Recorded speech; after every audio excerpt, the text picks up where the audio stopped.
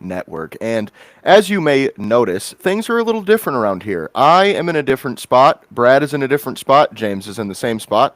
That's fine. But we are also live as we speak. So, second live show ever, as we know. We had an earlier live show this week, which was pretty fun. We did a mock draft. It was a cool time. But today is the real draft. No more mock, no more bullshit. It is time to go. And I don't know about you guys, but I definitely did my yearly draft day watch last night. Had to. I know a lot of haters out here for the movie. It's not a great movie, but it's fun. So it gets you pumped for the day, you know. But with that being said, we do have a lot of rumors to kind of comb through already. Draft hasn't started yet. We're still 7 or so minutes away. So we will kind of take this as it comes. We know this is a long process, so bear with us, but we're going to have some fun. Toast to the Lions, bringing us a starter at the edge sometime through this draft. Now, with that being said, rumors are flying. The Jaguars are apparently trying to trade up. The Browns are apparently trying to trade down, which I kind of saw coming, if I'm being honest.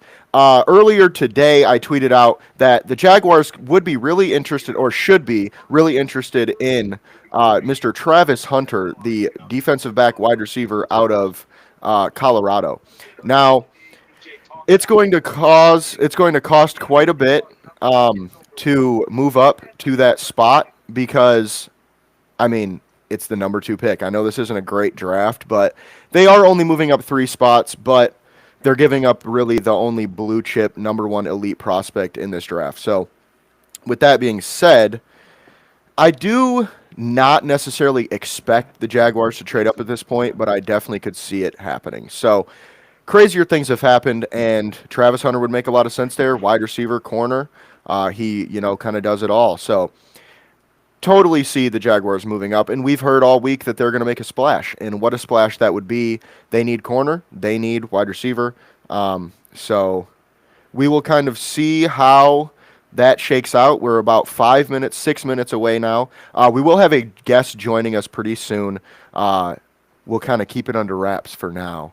We'll introduce him once he gets here. He should be here any minute. It is not someone you guys are probably familiar with if you're a Lions fan, so that'll be fun for you to hear a different perspective than what we're used to. So, but with that being said, Shedeur Sanders, okay, that might be a big conversation piece. I'm just going to leave it at that. I'll let you guys kind of guess where we're going. Dion? Ha! I wish that'd be a hell of a scoop there, wouldn't it? I think we might have made our careers with that one.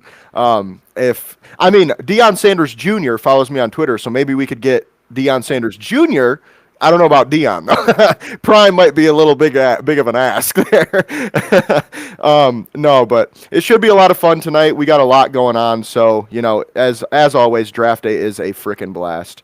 Now, like I said, rumors are flying. Do you guys think the Jaguars should trade up for Travis Hunter? James, I'll let you go first. It's such a cop-out answer, but once again, depending on the price. Do I like him as a fit? Yes, because excuse me, Jacksonville needs an actual number 1 corner, and they have Brian Thomas Jr., so they do have a pretty good number 1 over there. But they could use the number 2 receiver, even though I do see Hunter more as a number 1. They would have 2 number 1s, but I digress. But once again, it depends on the price. They have holes all over the place. As the general manager of the Jacksonville Jaguars in our mocks, I actually was trying to trade down, and I believe I did trade down in one of them because they have lots of needs, and they, trading up, you can fill fewer holes. But that would be a very good asset for them to acquire as long as they're not giving up everything, Yeah. And here he is, the man we were just talking about. Tell me if I'm saying this wrong. Nick Farabaugh. That is correct. Hey, there we go. Always love to get the names right. So you are joining us here from Penn Live. He is a Pittsburgh Steelers writer. So really, Shedeur Sanders, obviously, is the big talking point for the Steelers and really the NFL right now. It doesn't. Nobody really knows where he's going to go. My main question for you right now, man, is first of all, would you want him as a Steelers fan, as a Steelers writer? And second, what are the odds they pass on him if he's there at 21? Well, I think the odds are kind of decent, actually. I'm hearing more defensive line, specifically Derek Harmon or Kenneth Grant, to them at 21. So I think it's kind of likely they actually end up passing on him, which is kind of crazy because, 36 to 48 hours ago, I actually had heard more and more that they were going to take him. But there's been a shift. Maybe they're trying to smoke screen things, different things such as that. But here's the thing. I think the Steelers right now, they're in the AFC. They're in a loaded AFC. Shador's a high floor player. He's got accuracy. He's really good above the neck. But I think he's got some issues, man. He's not got a great arm. He's not a rotational thrower. He's a linear thrower. I'm always kind of wary of guys that are not rotational throwers. He doesn't get a lot of power through his core, and so that causes some of those balls that are deep balls outside the numbers to flutter. I don't think he gets great velocity on them, so I'm kind of skeptical he's going to be able to hit anticipatory throws over the middle of the field in those tight windows. I think that's a big issue for him. I think he's a guy that doesn't have a super high ceiling. He's kind of maxed out. He reminds me a lot of Louisville Teddy Bridgewater. That's kind of who I see in Shador. He's a solid prospect, but the Steelers in the AFC right now, they need a guy that can compete with Mahomes, Burrow, Jackson, Herbert, all of these great players, Allen, all of those great quarterbacks. That's what they need right now, and I'm not sure Shador gives them that. And I think they like Shador, but they don't love Shador. And when they took Kenny Pickett, they only liked him. They didn't love him. I don't think they're going to make the same mistake again. So I'm not expecting them to take Shador Sanders. And in fact, I think it's the smart move to not take Shador Sanders. Yeah, those are all really good points, and points we've shared on this show many times before. So we definitely are in the same wavelength with you on that. My next thing would be, since you don't really think Shador is the answer, obviously, so you feel comfortable rolling into the season with Mason Rudolph under center. Well, listen, I think the Steelers need to have a year where maybe they're a little down. I think that's, not necessarily a thing that is in their DNA, obviously, between the non-losing seasons. They haven't had a losing season since 2003. But I remember the last time they had a losing season, and that was the year that catapulted them up the board enough to get Ben Roethlisberger. And obviously that gave them enough ammunition to get 2 Super Bowls in the mid to late 2000s. And so they could use a year like that. I think Mason Rudolph is not a bad idea right now. He's not a starting level quarterback. There's no doubt about that. But why trade assets for Kirk Cousins, for example, and take on salary? What are you really getting with that? Are you just getting to 9-8, 10-7, and out in the first round again? I mean, the Steelers went 10-7 with Kenny Pickett, Mason Rudolph, and Mitch Trubisky, and had the same result. What are you doing there? Signing Aaron Rodgers, again, are you doing there? Is he really a ceiling raiser? He's a better quarterback than Mason Rudolph, but are you going to change the outcome? Are you winning a playoff game with Aaron Rodgers? The Steelers have bungled their quarterback situation for far too long, and even this offseason, they've had a really bad process for it. I think making a panic move is a bad one. If they sign Rodgers, it is what it is. It's probably expected at this point. I'm not sure it dramatically changes the outcome, but I think going to the season with Mason Rudolph, he's not a viable starting quarterback. He's not a real starting quarterback. But on the other hand, if the Steelers are bad for 1 year, is it really all that bad? They hit on a quarterback, and they already have a lot of cornerstone pieces, I think, to where that quarterback could ignite them going forward to real actual contendership. And I think that's really where they need. They need to get out of this purgatory cycle somehow. And a bad year wouldn't be the worst thing for it. Yeah, and that's really valid too. There's a really good quarterback class coming out next year, and like you said, they kind of need a guy that can, go up against these Patrick Mahomes, Justin Herbert, Joe Burrow, these elite Josh Allen types. So my next question for you is, and I don't really put too much into these rumors, but I did hear a inkling of a rumor that TJ Watt might be a tradable piece for the Steelers. Now, my question is, do you think that's a realistic move that the Steelers would even think about making at this point? And if it is, what do you think maybe the compensation would look like? I don't think that they're thinking about that. I think they're going to pay him. They're going to pay him near where Myles Garrett got paid, whether that's $40 million, $39, somewhere around there. He's going to get paid, and he's going to be one of the top paid edge rushers in the NFL. So I think they are going through that. They've had talks with him already.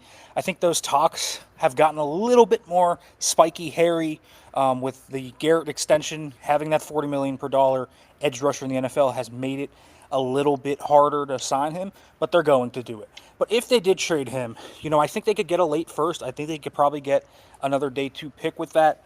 I don't think they're getting 2 firsts. I don't think they're getting anything crazy. They can maybe get a second and a third, 2-day 2 pick, something like that. I think is around the right price. So, listen, if they wanted to trade him, they could get some really good picks for him. But also, he's the cornerstone of their franchise. He's the lifeblood of it. He's their best player. If they want to win playoff games and try and win a Super Bowl, even in this window, he's 30 years old. So there's definitely an argument to be made they could trade him. But are they going to? I don't think so. Yeah, and that's very valid. That's kind of my thought process too. Like you said before, the Steelers, they have a good core.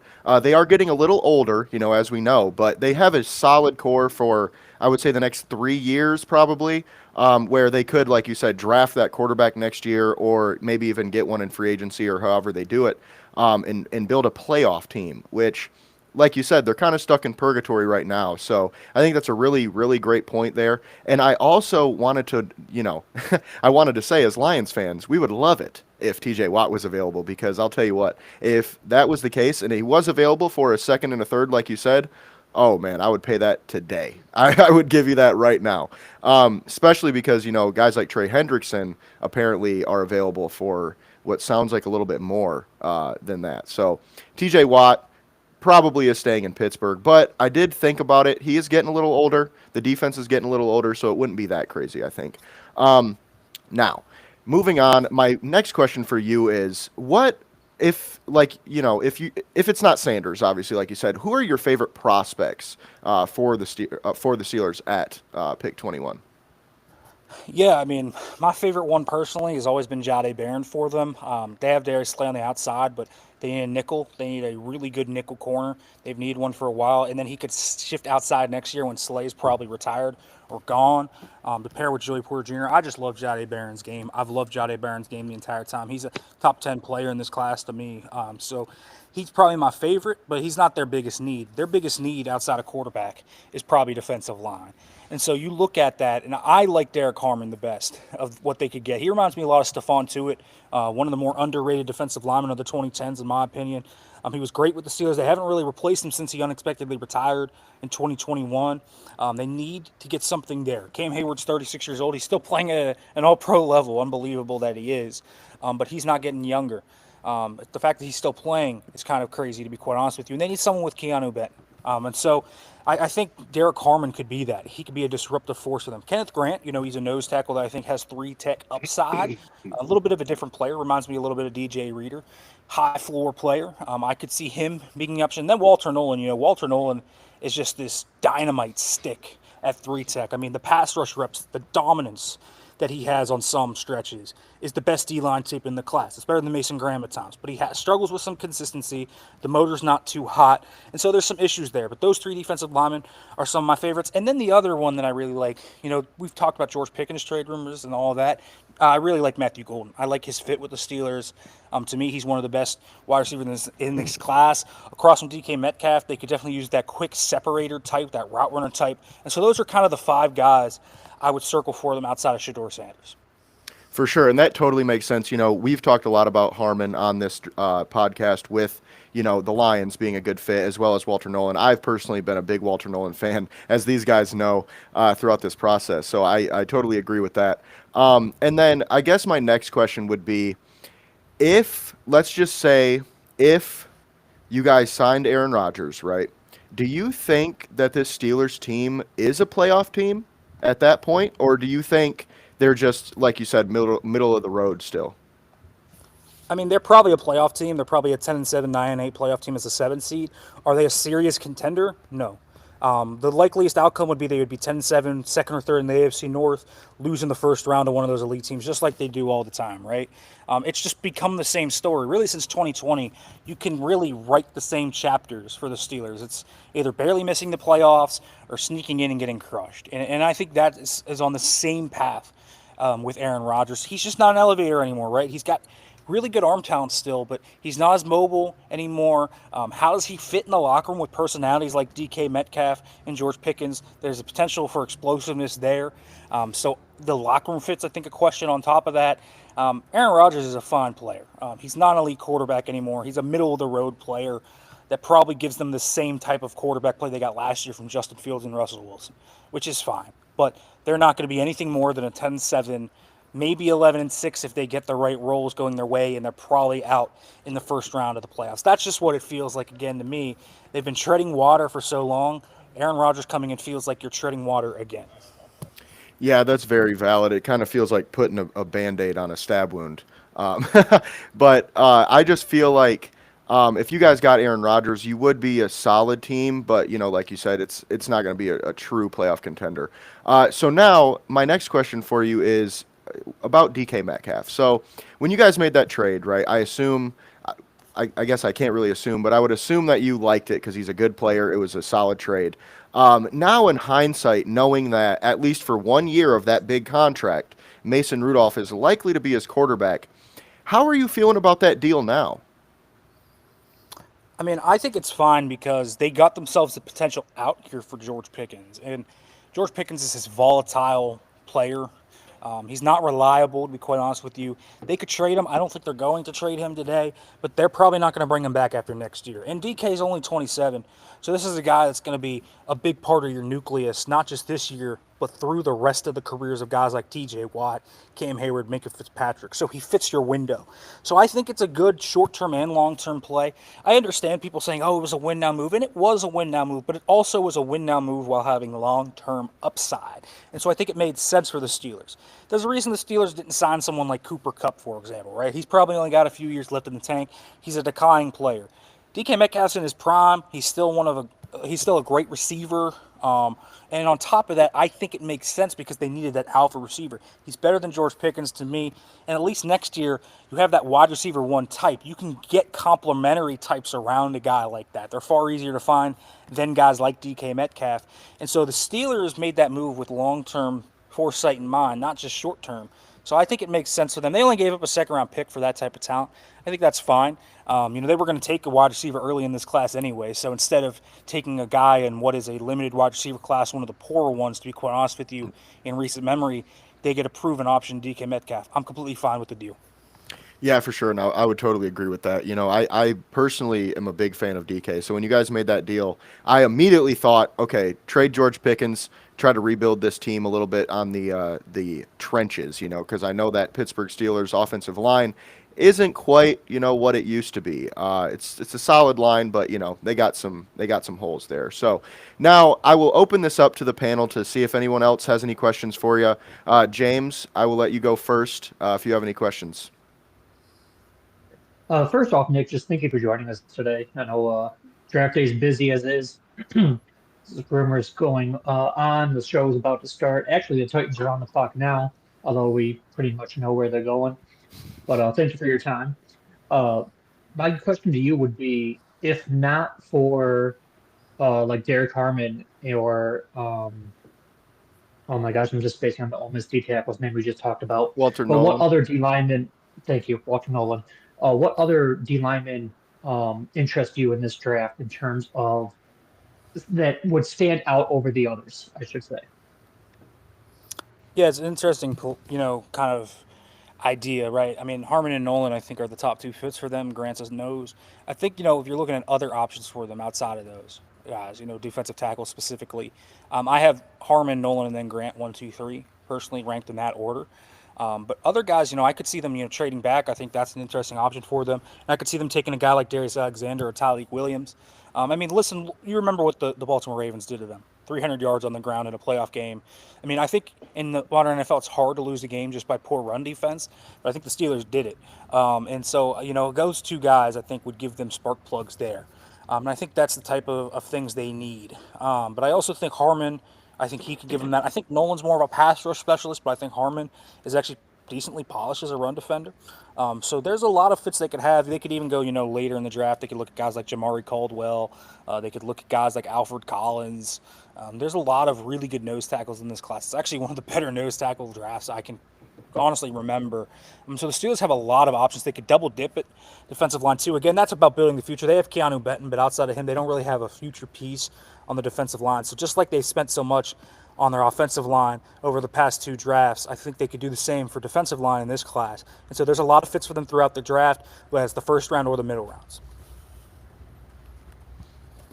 Yeah, great stuff, Nick. Yeah, absolutely. Anything else, Brad, James? any questions? Okay. I'm good. Thank you.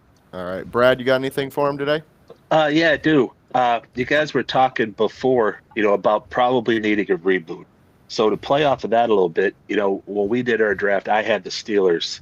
Uh, I'm looking at all the needs, and there just seems to me to be a ton of needs. And so that's why I want to give kudos first to Mike Tomlin. I personally think he's the best coach in the NFL. And the reason I say that is because the way he's held this team together, I mean, respectfully, outside of Watt and a couple other players, I personally don't think that there's much talent on this team. So what I'm thinking here is if you go Shadur Sanders, okay,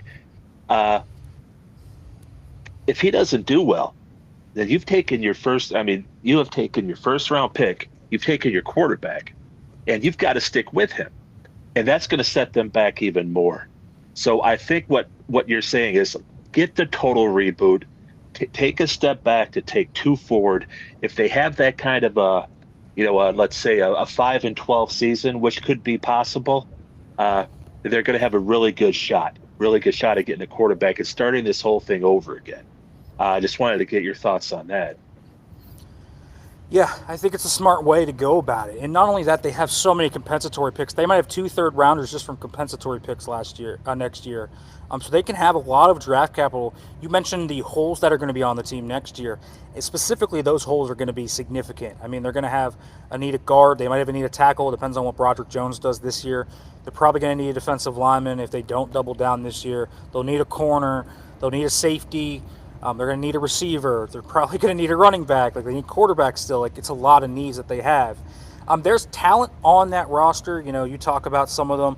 But what happens is if you have that much capital, you can build this much faster. They're going to have a lot of cap space, so they'll be able to kind of really look at their roster, spend money in free agency, build up those spots they want to, and then attack the draft with significant draft capital. And if they're high enough, then they don't have to trade up and get rid of any of that capital. They can just sit there and take a quarterback. And I think that's the smart thing to do. That's the long-term plan for the Steelers is, can we hit this quarterback, use all this capital, draft a lot of studs, have a real franchise-changing offseason, and boom, we're right in the middle of our contention period. Because TJ Watt, he's 30, he'll be 31, but Hall of Fame edge rushers do age gracefully generally. So TJ Watt should still have 2, 3, 4 really good years left in him.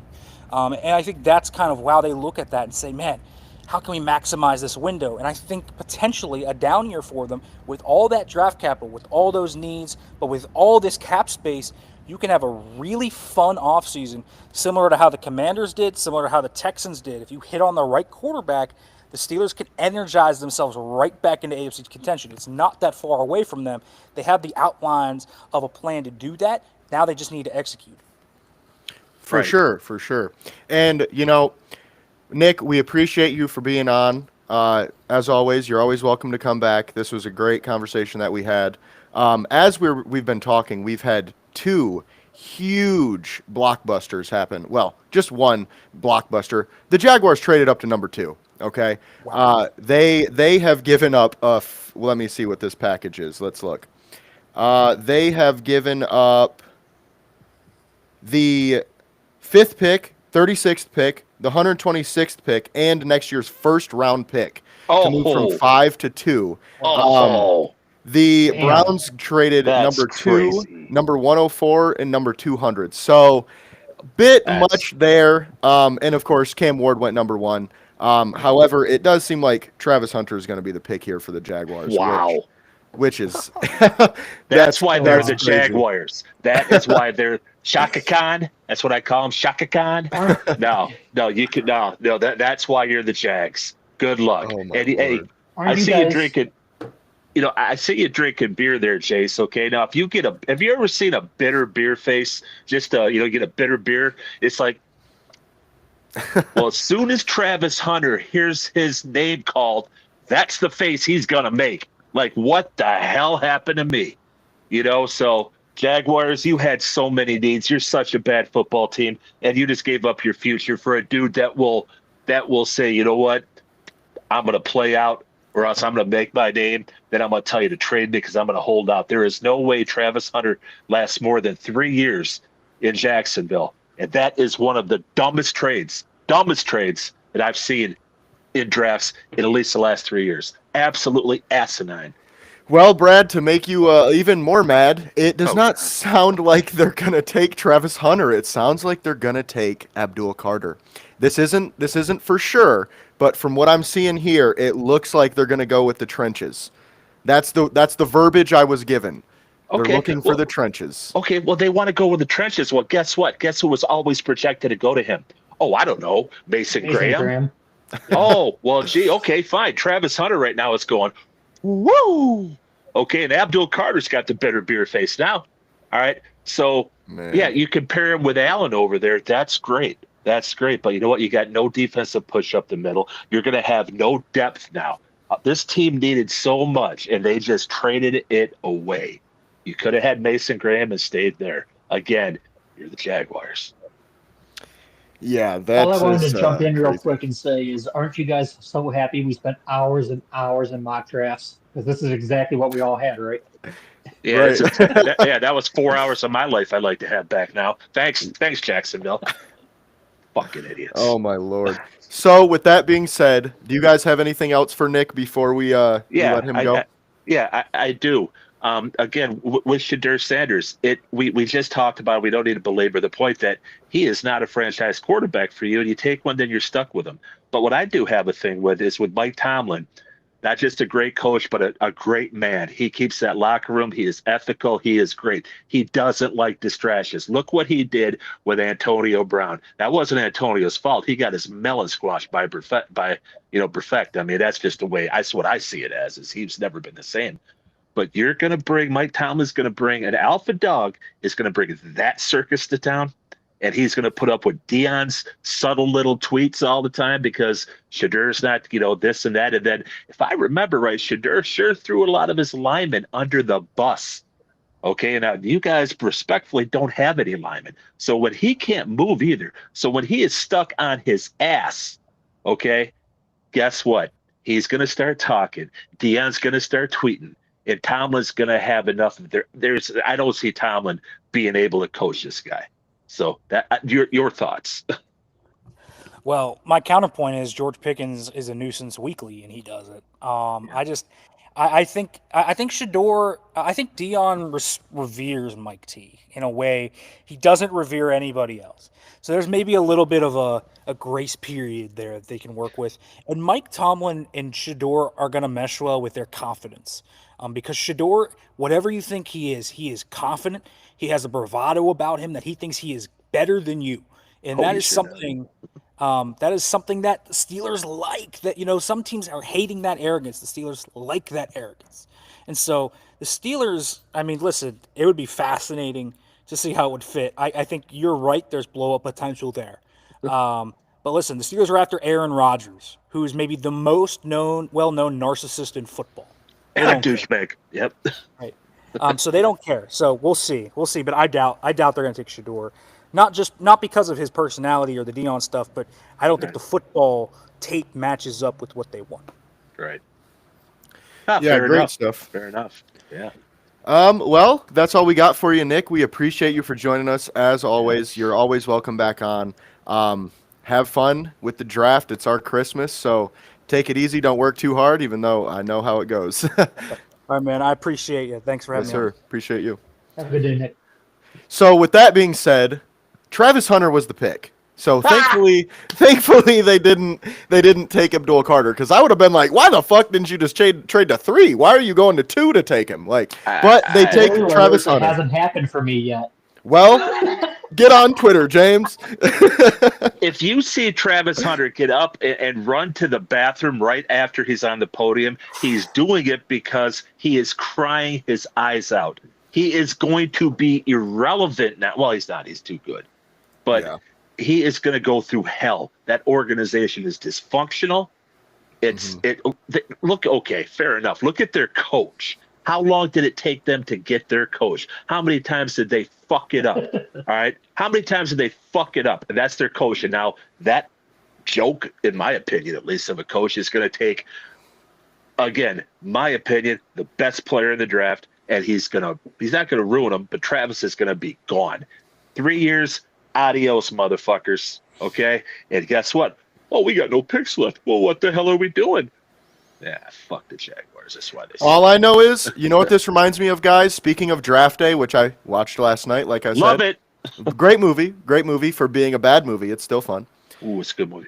They did the same shit to the Jaguars with the youngest GM in the NFL. Think about it. I'm just saying, Damn. the parallels are fucking crazy, bro.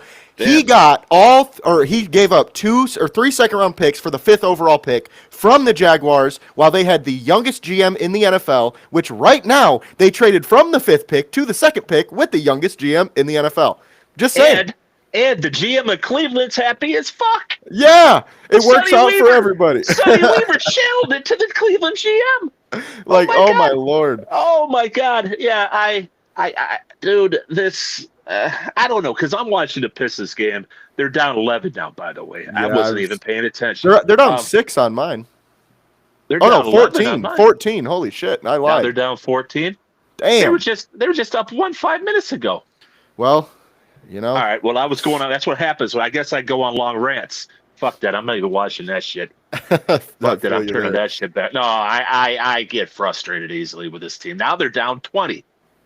Oh my Lord, dude. Yeah, I'm done. My stream stopped, and I don't feel like I should refresh it. I got a update. Sorry to cut you off there, Brad. I just got an update. No. The trades are just getting started, boys.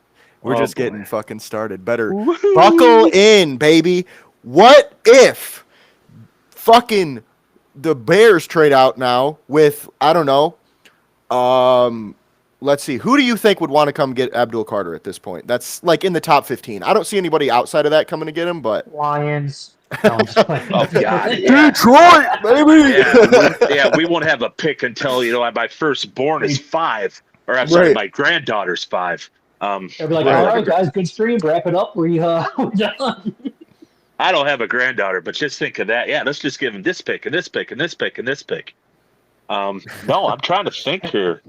The Bears would be, I saw a lot of things where if they don't get their guy Genti, I see him with Stewart. I've seen him with Warren a lot. I don't know why. Because they got a good, they got Komet there. That's a good. Saints wouldn't. Saints got too many holes. Panthers, no, they need capital. Jets. I'm just thinking because Cleveland has a ton of needs. Obviously, they just traded down with Jacksonville. They just got a ton of picks. They still have that 5th pick. They are still 1 pick in front of the Raiders. What if they trade back again so the Bears can trade up for Genti, and then they just get even more draft capital, and they'll still have the 10th pick? Yeah, I would have thought. I almost thought the Jaguars were going to get Genti, and they could have if they would have stayed at 5. It looks like Travis Hunter's having a great time right now to be in Jacksonville. That's it. Yeah, okay. He looks like he's awesome. I mean, to be fair, I don't think he really wanted to go to Cleveland. I think he's like, shit, now I'm going to somewhere that's warm and nice out all the time. All right, our next guest. Have you been to Jacksonville? Seriously, have you been to it? I have, yes. Unfortunately. Okay, well, at the restaurants, the waitresses have fresh stitches in their head. That's how Hickville it is. All right. Jesus Christ. With that being said, our next guest has joined us, Mr. John Vogel. Thank you for being here. Thanks for cutting out some of your time on the, such a big day, draft day. Now, my first question is, we all saw what just happened. What are your thoughts on this Travis Hunter to Jacksonville? Yeah. It's a bold statement, guys. First off, thanks for having me. Thanks for the invite. I'm happy to be here for a few minutes as we discuss this craziness that is about to ensue. We had heard a lot about Jacksonville potentially wanting to move. A lot of people thought it was hogwash. I actually did too. To be honest with you, I didn't think anybody would try to. I didn't think it was real that Cleveland was trying to move down. But this is a statement, and I think that they have full play him both way. He fits into exactly what they're going to want to do, both on offense and defense. And, we'd heard that Cleveland viewed him as a wide receiver, whereas most everybody else viewed him as a corner. Jacksonville needs a corner badly. Looking at the roster right now, their top corner at the moment is Tyson Campbell. who's probably better suited as a 2. You've got a starting corner, and then you can also insert him into the offense, which is not a bad group. They brought in Diami Brown, so he'll probably rotate with him. You got Gabe Davis, you block. Brian Thomas Jr. You can't talk about Jacksonville without talking about him. So this is a statement that was made by the Jacksonville Jaguars. New staff went ahead and moved the pick next year. Their first round next year for this as well. So overall, it's a good deal. They got some capital back. And I think it's going to position Cleveland to move back into the first round later tonight. Yeah, and that's great points, especially with Cleveland trying to move back. I think that's part of why they did this, so they could get some more picks to get that ammunition. Now, the next pick has been announced already, Abdul Carter to the New York Giants. Before we talk about that, I just wanted to say I totally agree. The Travis Hunter thing, I do really like his fit in Jacksonville for the same reasons you said. He probably will be more of a corner there, but he will definitely be their gadget guy, and he will help out a lot on offense, which, I mean, that, in my opinion, makes it worth it to do this trade because you're getting a 2-for-1 at that point. They needed a wide receiver 2, wide receiver 3, and Travis Hunter is going to be a damn good one to pair with Brian Thomas. So, but with that being said, what are your thoughts on Abdul Carter to the Giants? I know everybody kind of had this penciled in. I kind of thought maybe somebody would move up to get him at this point. But what are your thoughts? Well, I thought they were going to make a move. I knew that they were looking for an edge rusher because I think I had reported it back in February, or maybe it was right around the combine, March, that they were close to a trade with Tennessee, and that's practically come out at this point. Part of that deal was I don't know if I'm skipping or not. I'm sorry if my internet's cutting out. Part of that deal was going to acquire Harold Landry, who had played with Bowen, their defensive coordinator. So I knew that they were interested in an edge rusher, and Abdul Carter is probably a better immediate fit and long-term fit than Harold Landry would have been. So I knew that they were looking in that area. I think that the plan is probably to move on from Kayvon Thibodeau once his contract expires. I don't think they've been particularly impressed with him. And so they're going to go ahead and let him test free agency. And now you've got everybody that plays in the playoffs, that goes deep in the playoffs these days, has to have a deep defensive line, pass rushing rotation. You got 3 really good pass rushers there in New York now that you're going to be able to rotate, mix and match. I would probably assume they're not done through this class. They'll probably add one more, maybe in the 4th or the 5th round. But it makes a lot of sense. Abdul Carter, the best pure edge rusher in this class. He's really exciting, so I think this is a good move for the Giants. Yeah, for sure, and I totally agree for all the same reasons. Even if they do trade Kayvon, they got 2 really good pass rushers, and even if they keep him, now they have 3 studs that they can kind of rotate in and out. I do think they will trade him. I think that makes the most sense. You might as well at this point. I will say, rumors are the Browns are trying to trade down from number 5 now. So, just for the people watching, a little update there. My next question for you, John, is what are your favorite prospects just kind of in this draft overall? Yeah, I think a lot of my favorite guys are not going to go tonight. So I'll just try to limit the guys to the guys tonight for the sake of viewers and the fact that this is the biggest night of the year for all of these guys. I think my favorite guy in the class that is a first-round dude is probably Shamar Turner out of Texas A&M, or Shamar Stewart, out of Texas A&M. Both of them are Shamars. They throw me off sometimes. He was playing. I came in the expecting to see a defensive tackle, a 3-tech guy at 6'5", 290 pounds. And when I put on the tape, I saw him running wide 9 and getting to the quarterback, at least putting a pressure on him. He led the SEC in quarterback hits last year. I believe he had 33. Fantastic when you kind of consider the fact he was playing at 200 pounds in a very rigid pass rushing rule system. So he's dropped a lot of weight, tested really well at the combine, tested really well through all the drills, everything everybody wanted to see. And I think that with him in a new role that's outside of Texas A&M, you're going to see him absolutely explode. And I would point to it. I know that there's a lot of people that don't think that he's that great, just because of the production. He only had 4.5 sacks in 3 years. I think that you kind of saw the same thing with Walter Nolan. At Texas A&M, the production wasn't there. The pressures were, the production wasn't there. As soon as he gets out of that system and he's playing 3-tech, go get the quarterback, he puts up that production at Ole Miss. So I really think the same thing with Shamar here. You get him into a system where he's going to be able to go 5'9", 7-tech a lot, and just get after the quarterback, and you're going to see some really electric results. Yeah, and I totally agree. Shamar is one of my favorites as well. I've said that many times on this show. I think he's definitely worth a top 10 selection. I don't really see how he makes it past the Bears personally. But with that being said, the number 4 pick is in. The Patriots have selected Will Campbell out of LSU. The left tackle, kind of the lock we all thought it would be. John, let me ask, what are your thoughts on the tackle draft this year? I know there's kind of mixed reviews on it. I know a lot of people have Will Campbell number 1. A lot of people have Amron Membao. What are your thoughts on that? The top, 3 or 4 guys. I thought Will Campbell's the best one. I think Kelvin Banks is really good too, out of Texas. And I like him a little bit better than I like Membu. I think Membu might be better suited playing right guard as opposed to right tackle. He's a little bit more of a power guy that's going to get downhill. He's got good athletic ability to pull. So with Campbell, I thought Nick Saban hit it in the pre-draft show really well with him. Hey, the short arm concerns, it never bothered him while he was at LSU.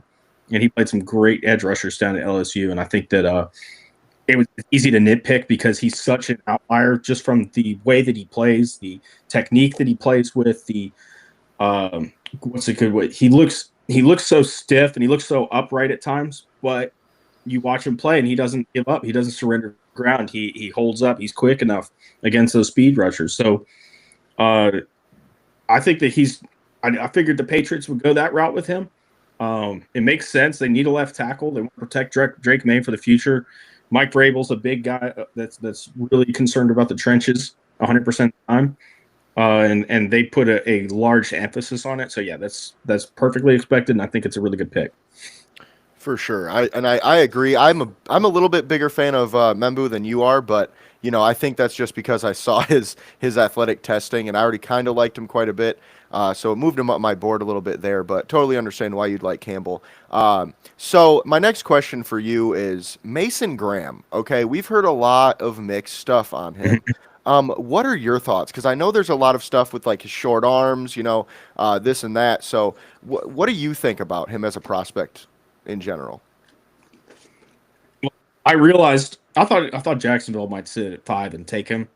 I realized that wasn't going to happen as soon as I saw him with who the woman that used to be on NFL Network is with FanDuel now. Why can't I think of her name? Adam, who I'm talking about? Kay Adams? JJ Johnson. Wow. Yeah, thank you, Kay. I wanted to say Amy. I was like, that's this actress. I'm both dyslexic if you can't tell. So yeah, Brett. So as soon as I heard he walked into his meeting and imitated Coach Owen, that came out today that he walked in there and imitated the Duval that Cohen went viral for. I knew that wasn't going to happen. You can't have a guy like that in the locker room with that kind of attitude toward the head coach straight up. It's not a bad thing that he did it.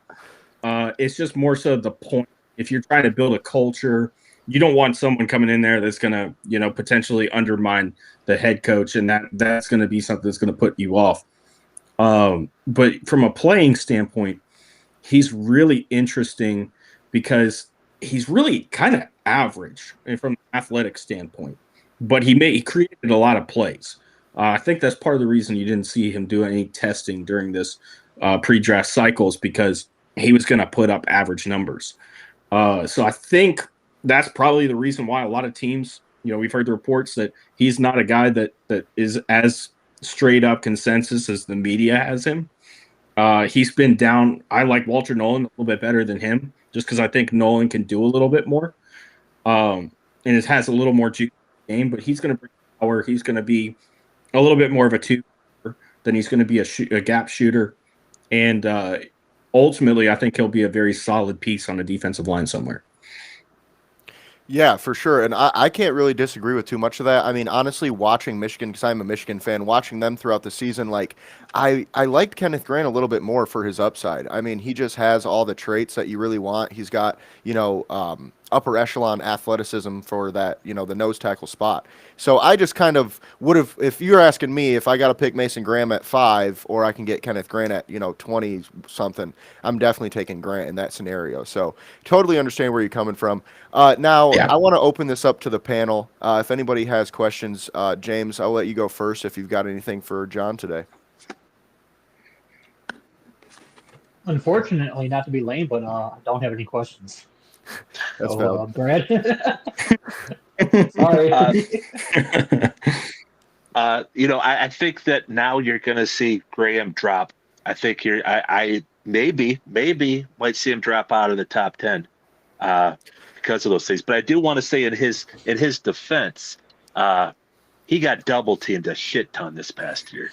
He really did, and that did make Grant look. Mhm. I mean, and Grant's a hell of a player. I'd love him to be on the Lions, but I think that really showed off, what Grant can do. So I do think that Graham, he did get double teamed.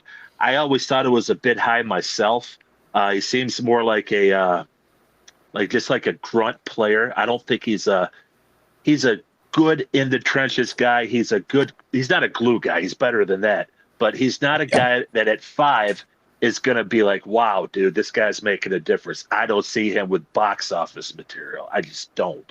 But the question I did have was in terms of depth in this whole draft. I personally don't think that it's a barely above average draft. I might even go as far to saying it's an average draft. I could be wrong. I think we just already seen the blue chips, the real blue chips come off the board. And I think there's, I think almost, is there a big difference between a 2 second round this year, maybe high second round, but a second round and even a late 3rd, late 4th round type of player, where I think you could behoove yourself moving down, and still getting the same guys and at least getting more capital, getting guys that could be players. For instance, the Lions, they're talking about trading down with Cleveland. Let's say they do trade down. What if they traded down again, pick up a couple, say they get 2 third rounders, maybe 3 third rounders, and they get another 4? I don't think there's that much difference there. And maybe you get a Sawyer, maybe you get a Scatterboo. Maybe you start off with a JT to a guy from Ohio State. But to wrap it up, not to belabor too long, as far as the draft talent wise, and then do you see second round, almost even like 4th round, talent kind of, they're all blending in the same? So what I kind of see is from 5 to 60 is really muddled. And then from 60 to 120 muddled. So I think you're on to a point. Now, most classes, it's not that stark, right, with the muddling. The tiers aren't nearly that big. So while it lacks the blue chip top end guys that you're talking about, I personally think that, Stork will be one of those guys that when we look back on this draft 5, we're going to wonder how he wasn't taken higher than he was. I think that Grace Zabel could be a guy as well that we sit back and go, how did he get to the back end of the 1st round? Assuming that's where he ends up going. So there's going to be a few guys like that are going to just end up in the right situation and pop. But yeah, I think that you're onto something with the point that the depth in this class is super muddled. It is a deep class in terms of guys that are going to be players, but it's lacking a lot of top end talent, and that's why I think so many people kind of shit on this class the entire time that we've been going through the pre-draft cycle, is because it lacks the top end people that we normally are accustomed to seeing. So yeah, if you're picking 10 tonight like the Bears or 8 like the Panthers, you're in a really bad spot, because you can move back and get somebody that's going to be very equal at 20 or 15 or even 30 to who you were going to get at 8. Yeah. Last year's draft, I think Mason Graham would have gone in the 20s, 20s to low 20s. Mm-hmm. That's just what I'm saying. Is after Carter, it's like you talk about a drop off in the deep end. I mean, it's Yeah, a lot of these guys you're going to see. I love Stewart, by the way. A lot of these guys you're going to see, you're going to say, man, last year's draft, he would have been second round, So, real quick, I don't want to go off on a tangent with Sanders again. Hall of Fame, Colorado University quarterback Sanders. It's not even a question. It's not even a question. He's not a first round pick, and anybody who would do it, go to the methadone clinic, get off the crack pipe. So I think this draft is bad. I'm just going to be honest. This is a bad draft. So, yeah, that's my point. Yeah, I've gone back and forth. I've gone back and forth on Sanders because, I think the tape kind of says third round. You attach the Sanders name to him, and I think that goes up. But I think also, I've really come around on Jackson Dart. I've got a real friend, Mark Orsak, who he'll tell you straight up that he's gotten quarterbacks wrong before. But typically, when he's high on a guy and I'm not, he's usually right. C.J. Stroud a couple of years ago, I had some concerns with, and I wasn't as excited about him, and he straightened me up on that and helped me not look like as much of an idiot. But he really liked Dart, and the more I've listened, the more that I watched him, the more that I paid attention, the more I kind of came around to him. I think that he might be the second best quarterback in this class. But for Sanders, it's tough, man, because he's probably going to have a Jacoby Brissett type career where he's going to be a fringe starter, and there'll be certain that he'll start all 17 games and no one will want to commit to him completely. And that's not even considering the circus that he's going to bring to a locker room. So we'll see. We'll see how it goes. There about that before. Wow. Yeah, Graham. Well, look at that. Yep, I was going to say, as we were talking, Mason Graham was picked literally, Brad, as you said the words. Mason Graham's like a 20. They picked him right then. And then also, Ashton Jeanty is a Las Vegas Raider. We all kind of saw that coming. It literally was like the Mason Graham pick came in, and 30 seconds later, Jeanty. So the Raiders were very excited to turn this pick in. Well, Pete Carroll is spry for an old guy, so he went drooling. He got Marshawn Lynch. Right, that's exactly what I was thinking. He rebuilt his Seahawks. If only they had a defense. So, no, my last question for you, John, is what are your thoughts on Ashton Jeanty? I know everybody's just like, he is a stud, he's the best. But, it's always nice to get a different perspective. So, what are your thoughts on him as a prospect? Yeah, I'm a big fan.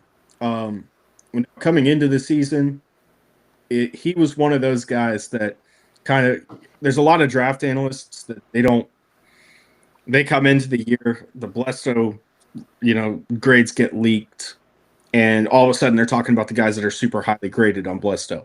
And Jeanty was one of those guys that was like, you're talking about him because he has the second round grade on Blesto. I know what you're doing there. Now, I had watched him, and I thought he was good. I wasn't super excited about him. I liked Singleton at Penn State. I was really surprised he went back to school. But it was that Oregon game that sold me on him because he had one of the questions I had about him was as a receiver. I knew that he was okay as a pass blocker. I knew he could run. Kind of reminds me of Frank Gore as a runner. And they lined him up out wide. I think it was in the third quarter, probably about 5 minutes to go. He runs a go ball, and Madison put him a ball that was right on the sideline. He didn't come down with it in bounds, but he had a defender draped all over him. He went up, he makes the catch, comes down with the ball in his hands. And I'm like, okay, he can catch too, because I just saw it. And he obviously put up a little more production there this year than he had previously. But that was the last question I needed answered, where I was like, okay, he's that kind of guy. But I think he's a Frank Gore kind of runner.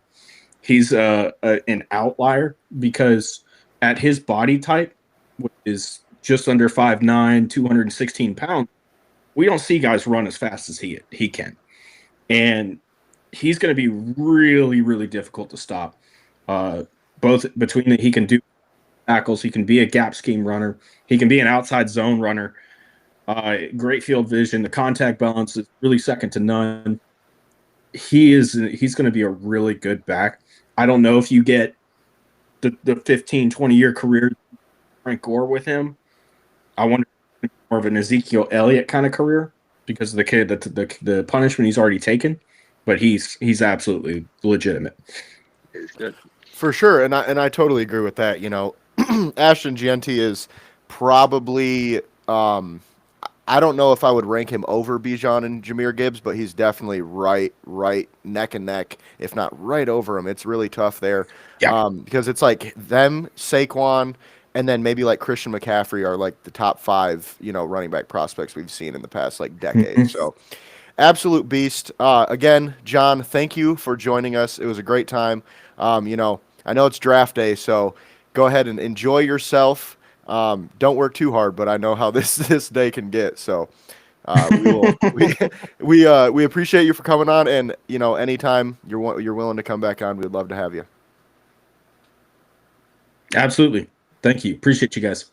Yes, sir. Appreciate you. Thanks for coming on. Thanks a lot. So, lots happened, boys. A lot has happened. Yeah, We hey, have gotten a trade. We have gotten Mason Graham to the Browns, Ashton Gianti to the Raiders. Not too much has really changed in terms of what pick these guys were going to be picked at. If you think about it, it's the same mock we had in exact order. So, yeah, you're right. No, hey, you guys are like way ahead of me because I'm watching it. I turned it back to the Pistons. They're only down 6 now. yeah. But I'm watching it on. I got YouTube TV and I'm watching it on the NFL Network. Yeah. And you guys are pretty ahead of me. Is there a reason? It's on Twitter. I have updates on my phone, so I'm getting messages okay. for every pick. Yeah, All right, like got right you, now got they're you. just they're saying the Raiders pick is in. They haven't Yeah. announced Yeah. it yet. They had just announced it But on mine. Ashton Gianti's walking Okay. up to the podium right now. Okay. Yeah. Commissioner's Okay. at the So podium we're all for me. set. Okay. Okay. Yeah, So yeah, set. we're all on Yeah, the same I saw it page on the 5 minutes TVs. ago Yeah. on X. Yeah. Yeah, See, we but that's the thing. already Got to learned give it to all them while 4 they're minutes here. ago. Yeah. Yeah. So, but yeah. One thing I So wanted to say. yeah. Go ahead. No, you go ahead. As I was saying with how I like having an abundance of good things like the D line all across the board and whatnot. I am a bigger fan of Mason Graham than you guys are. I do think he was a top 5 player in this draft, and I will say probably 5th. But I do think he was a top 5 player in this draft, and him next to Myles Garrett is going to be a good thing for the Cleveland Browns fans. And not Yeah. only that, but you get a pretty damn good all-around D tackle because, as you guys were saying, I can't remember which one of you, to be honest, said it, but he is an average athlete. He's just a damn good football player. He's not going to wow you. He's not going to run a 40 or do a cone drill that you're like, oh shit, look at that guy. But he'll suit up and punch you in the mouth and beat you. And to get him, to put him next to Myles Garrett and add another 2nd round pick and another 1st round pick next year, that is an A+ for the Browns right there. I mean, they needed a fuck ton of stuff, but that is a hell of a start for the day. Yeah, No, I totally yes. agree with you, James. Yeah. The Jets have picked Armand Membu. Knew that was going to happen. Pretty much everybody knew that was going to happen. But yeah, Should I we, totally come back agree with with a you. pick- Huh? Should we come back at pick 20 because we already have like the first, however No much shit. of this We're down. 7 for 7 now. The things have changed. We're 7 for fucking 7. Straight down the Yeah. board, baby. Yeah. The Exactly. teams, it's all right. The exact Yeah, pick, No, dude. But no. Fuck it. I Yeah. totally agree with you, James. I mean, I don't love Mason Graham. Like I said, I personally just like the value of a Kenneth Grant later in the first than I would like picking him. But would I be mad at it? No. And I totally agree with your point on Myles Garrett and Mason Graham is a damn good D-line. And I mean, they needed interior D-line help for a while now. So he should probably shore that up for them. And he'll be a space eater at worst. You know what I mean? So he'll definitely eat up some blocks. But with that being said, Brad, it seemed like you had something to say there. No, I don't want to. It will definitely help the Browns, but back to my point is Graham at 5. I mean, it's going to help the Browns, but it's the 5th pick. I mean, when you're in the 5th pick, guys, you're looking at. Let me James, do some homework for me. Give me the top 10 picks of last year, okay? And then maybe when we get to 10, and then maybe when we get to 10, I'd like to just, hell, give us the first 20. There you go. And I just want to compare and contrast this kind of talent because this Mason Graham to me is not. It just isn't, and this is But I was just a little taken back by all this. I don't think the talent's good in this draft. I'd love to see the Pistons almost being facetious, but almost trade out of the second round too. I mean, give me 8 third-round picks. Okay, you know. For But sure, back and to, I totally agree with you there. And back to Jacksonville. I get it with Hunter 2-for-1, and I get it. And of course, he looked happy. I want to see how happy he is after one season, though. But look at what they freaking gave up. They've got. I mean, it's ludicrous. That's the kind of haul you give if you're, let's say, at 10 or 11 for some reason, and you're still on like you got your quarterback hurt, so you drop to 10 or 11, and then if this one guy is going to bring you back. I don't know. I can't. I'm looking at it. I'm going. It reminds me of the freaking Pro Football Network thing we did, where the drafts were ludicrous. Give me this and this and this and this. I mean, I do get what you're saying, but I do have to disagree, man. The first next year, I don't love it, right? They gave up a second, a first, and all. But it's like, think about it. Like, do you remember what the Niners had to give up to get from, like, I think it was like 11 to 3 or 10 to 3? Like, they had to give up 3 first-round picks. So it's like, who'd they take though? Fucking Trey Lance. Nobody. That's what I'm saying. The Jaguars did. But I'm saying Travis Hunter is a way better player than Trey Lance ever could imagine. 100%. So if we're just thinking, and also positional value, man, they need a corner, they need a wide receiver. They just got both with one pick. If you think about it that way, okay, they could have taken Tet McMillan with the 5th pick or whatever, and then taken, I don't know, a corner with their second rounder. They just did that with one guy who's probably better than both of those guys that they would have drafted at either spot. Now, the problem, of course, is how much can you play him? That becomes the real issue, and that's something we'll see over his career and how that, is a disadvantage or an advantage. But I do think it's not a terrible. Yeah, I agree. I just don't think it's a terrible trade. Would I do it? I probably wouldn't, just because there are too many question marks. But that young GM wanted to make a splash, I guess. I mean, he sure did. It's one of those things. I can't really hate on him too much. But also, I just got a Travis Hunter. Fucking young. Or no, James Gladstone. No, that's young. Yeah, he's 34. So I got shoes older now. Oh, that's why he wanted to trade his picks. He's got to get to bed. Type shit. True. After bedtime. Well, you know what? You said he made a splash. He did a cannonball in the kiddie pool. He made a splash, but he's gonna break his neck. So I just got a tweet sent to me that completely gave me a heart attack for a second. Ari Myrov, okay, I'm sure you guys can't read that. It says the Lions first pick. I'm like, what? And then they say under Dan Campbell was Penei Sewell, who became their starting right tackle. Now Aaron Glenn's first pick is. I'm like, motherfucker, you got me. They had me totally. I was like, what did we do? Yeah. Nothing yet. It I would say thankfully. It was there Pete is Carroll no one thing. that I want to trade up for. Yeah. Everybody was biting on that Pete Carroll thing. It's like, dude, why would he ever even give a smattering of a hint? He just. I mean, think about it. Ash, smoke. Yeah. I mean, Ashton Smoke Gianti. screen. But you said, but think about it. Ashton Gianti. No, I get it. I get it. There could be. He could have been alluding to it in a way. No, you're right. I see that point now too.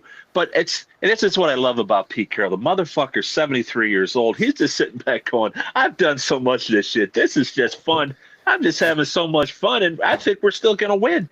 He ain't all. I mean, he ain't all like, he's just like, like uncle, like an old uncle just sitting back and go, just go ahead and play. Give me another beer. Yeah. Hey, it's me. Yeah, I mean, Pete Carroll is. He's just going to be enjoyable. I used to hate him, especially when it was Seattle, but now I get to enjoy him. I hated him at USC. I do like him now.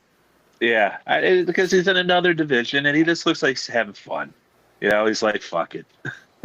Let Tom Brady do all the fucking work, and I'll just go out and coach the team on Sundays. Okay, so the Giants just now accepted Kayvon Thibodeau's 5th-year option and said they will not trade him. Oh, I thought I was okay. about to I was say, like, I heard a lot of if they take Abdul Carter, that they would trade him. So Yeah. interesting. My question now is, are they trading Burns? Think about it. He's getting paid, baby, and he really has not been that great for them. You no, you know, know what? I mean, how good was he in his last year in Carolina?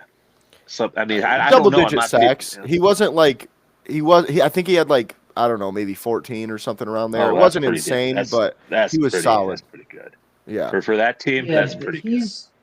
he's what I would say is kind of like Nadamakan, and I know he didn't play on the inside, but Nadamakan Sue back in the day on the Lions. Like he's a really good Yeah. player when he was in Carolina, but he was like one of three good players they had, and that was it. right. Hey, what did you look up that 20 pick draft last year compared? Yes. Speaking of the Panthers, before we get into that, they just Yeah. drafted. You ready for this, Brad? You called it. Tet McMillan. Carolina Panthers just drafted Tet McMillan with Yeah. the Well, 8th overall pick. Not that I mean, surprising. it I got told you So, he Bryce was Young. probably the number one receiver, not named Travis Hunter. yeah, I and I mean, think most people would Bryce, agree. yeah, they got. I mean, they got a good running back, and their line's decent. They got so many holes to fill. But you know what? Bryce Young needs some weapons. I think we've seen that, and he started to come around at the end of last year. So I think his confidence is back. But he's the type of quarterback where you got to have some weapons for this dude because I don't think he takes it all on by himself. For sure. With that being said, our next guest has joined us, Mr. Anthony Russo. Tell me if I'm pronouncing that incorrectly. But thank you for joining us. First thing, your Jets just made their pick. What are your initial thoughts on Armand Membu to the New York Jets? What's going on, guys?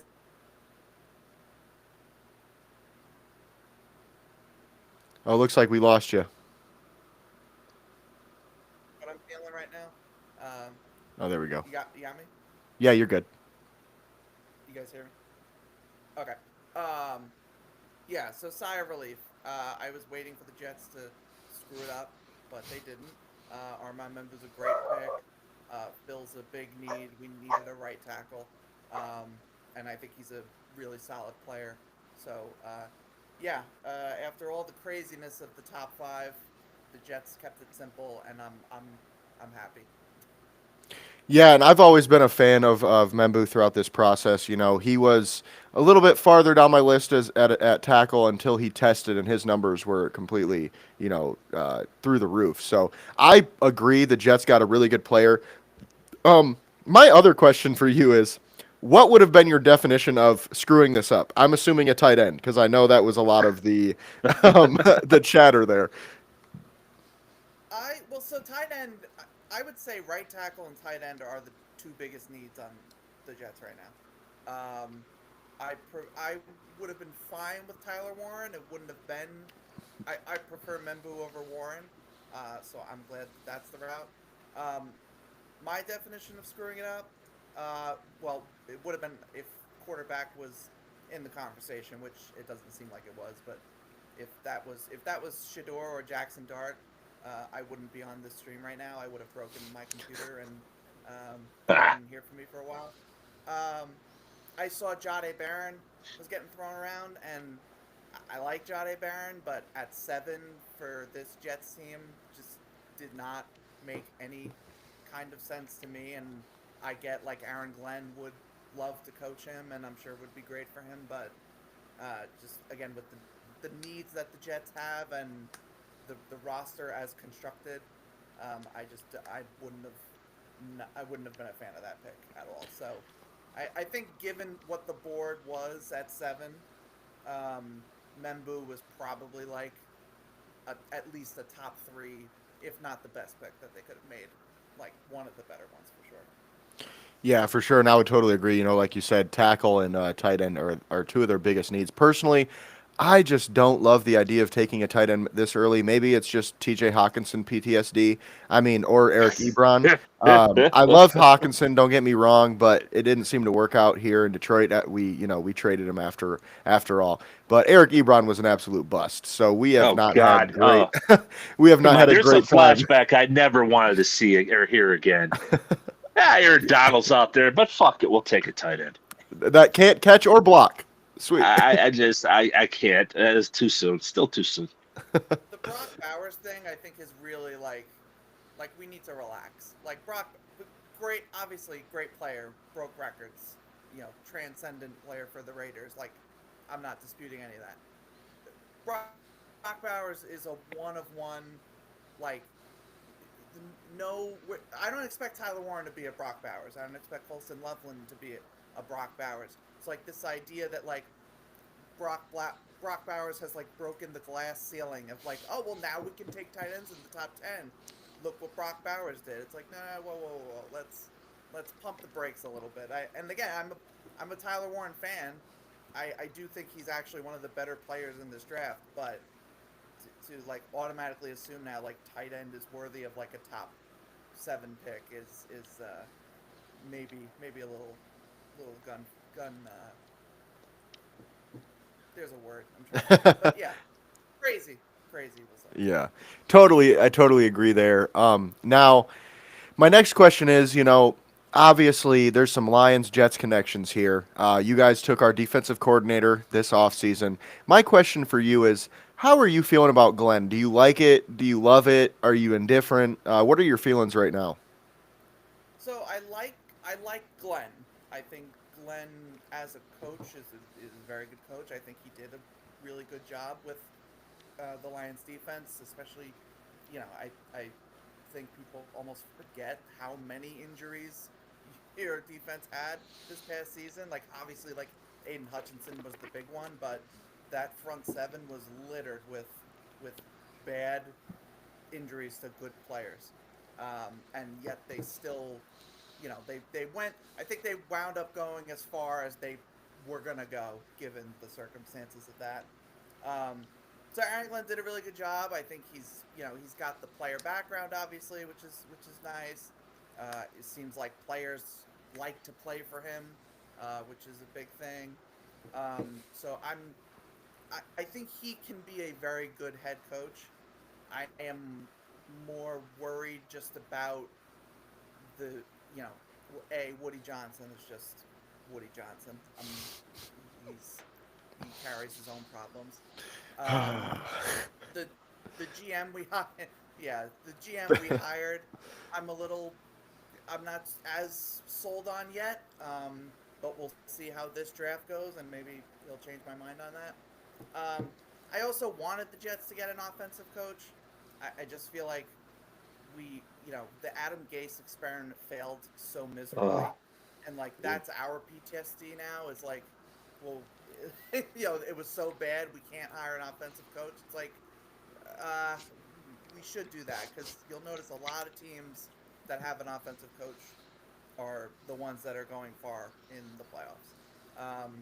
So I like Aaron Glenn, but I'm still worried that the Jets' offense is just not. It's just not going to go anywhere. Like it hasn't gone for literally 20 years now. So. Yeah, for sure. And that works perfectly into my next question, which I will ask after I announce this pick. The Saints have taken tackle Kelvin Banks Jr.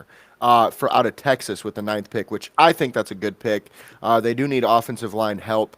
I did think that they would probably go defensive line though, just with where they're at, but can't be wrong with the Kelvin Banks. But my question for you is, you mentioned the Jets offense, right? So it's kind of it's a layered question with this one. First one is, how do you feel about Justin Fields just in general? Give him a 2-year deal. I think it was at $20 million a year, I believe. And then my second question is, how would you have felt? Which I know this is not possible at this point, but how would you have felt if the Jets did select Ashton Genty and try to trade Brees Hall? So okay, so on Justin Fields, I'm I'm optimistic. I'm not expecting Justin Fields to be our franchise quarterback for the next decade or whatever. I think the goal of Justin Fields, which I think is smart, is we got him on a 2-year deal. Bring him in, have a guy that can use. We saw him win games in Pittsburgh, right? Obviously, he then got replaced by Russell Wilson, but he was capable of winning games and playing fairly well when he had the pieces around him. So you know that he can at least like hold it together. Um, this Jets team, whoever would have been the quarterback this year, based on the options that were out there, it's not a Super Bowl team. Like this roster is not a championship roster, regardless of who's at the quarterback position. So, I think when you bring in a guy like Justin Fields, who can be a bridge quarterback, but also gives you some upside, maybe he does wind up being a solid starter in a year or two with Tanner Angstrom. It's possible. I'm not like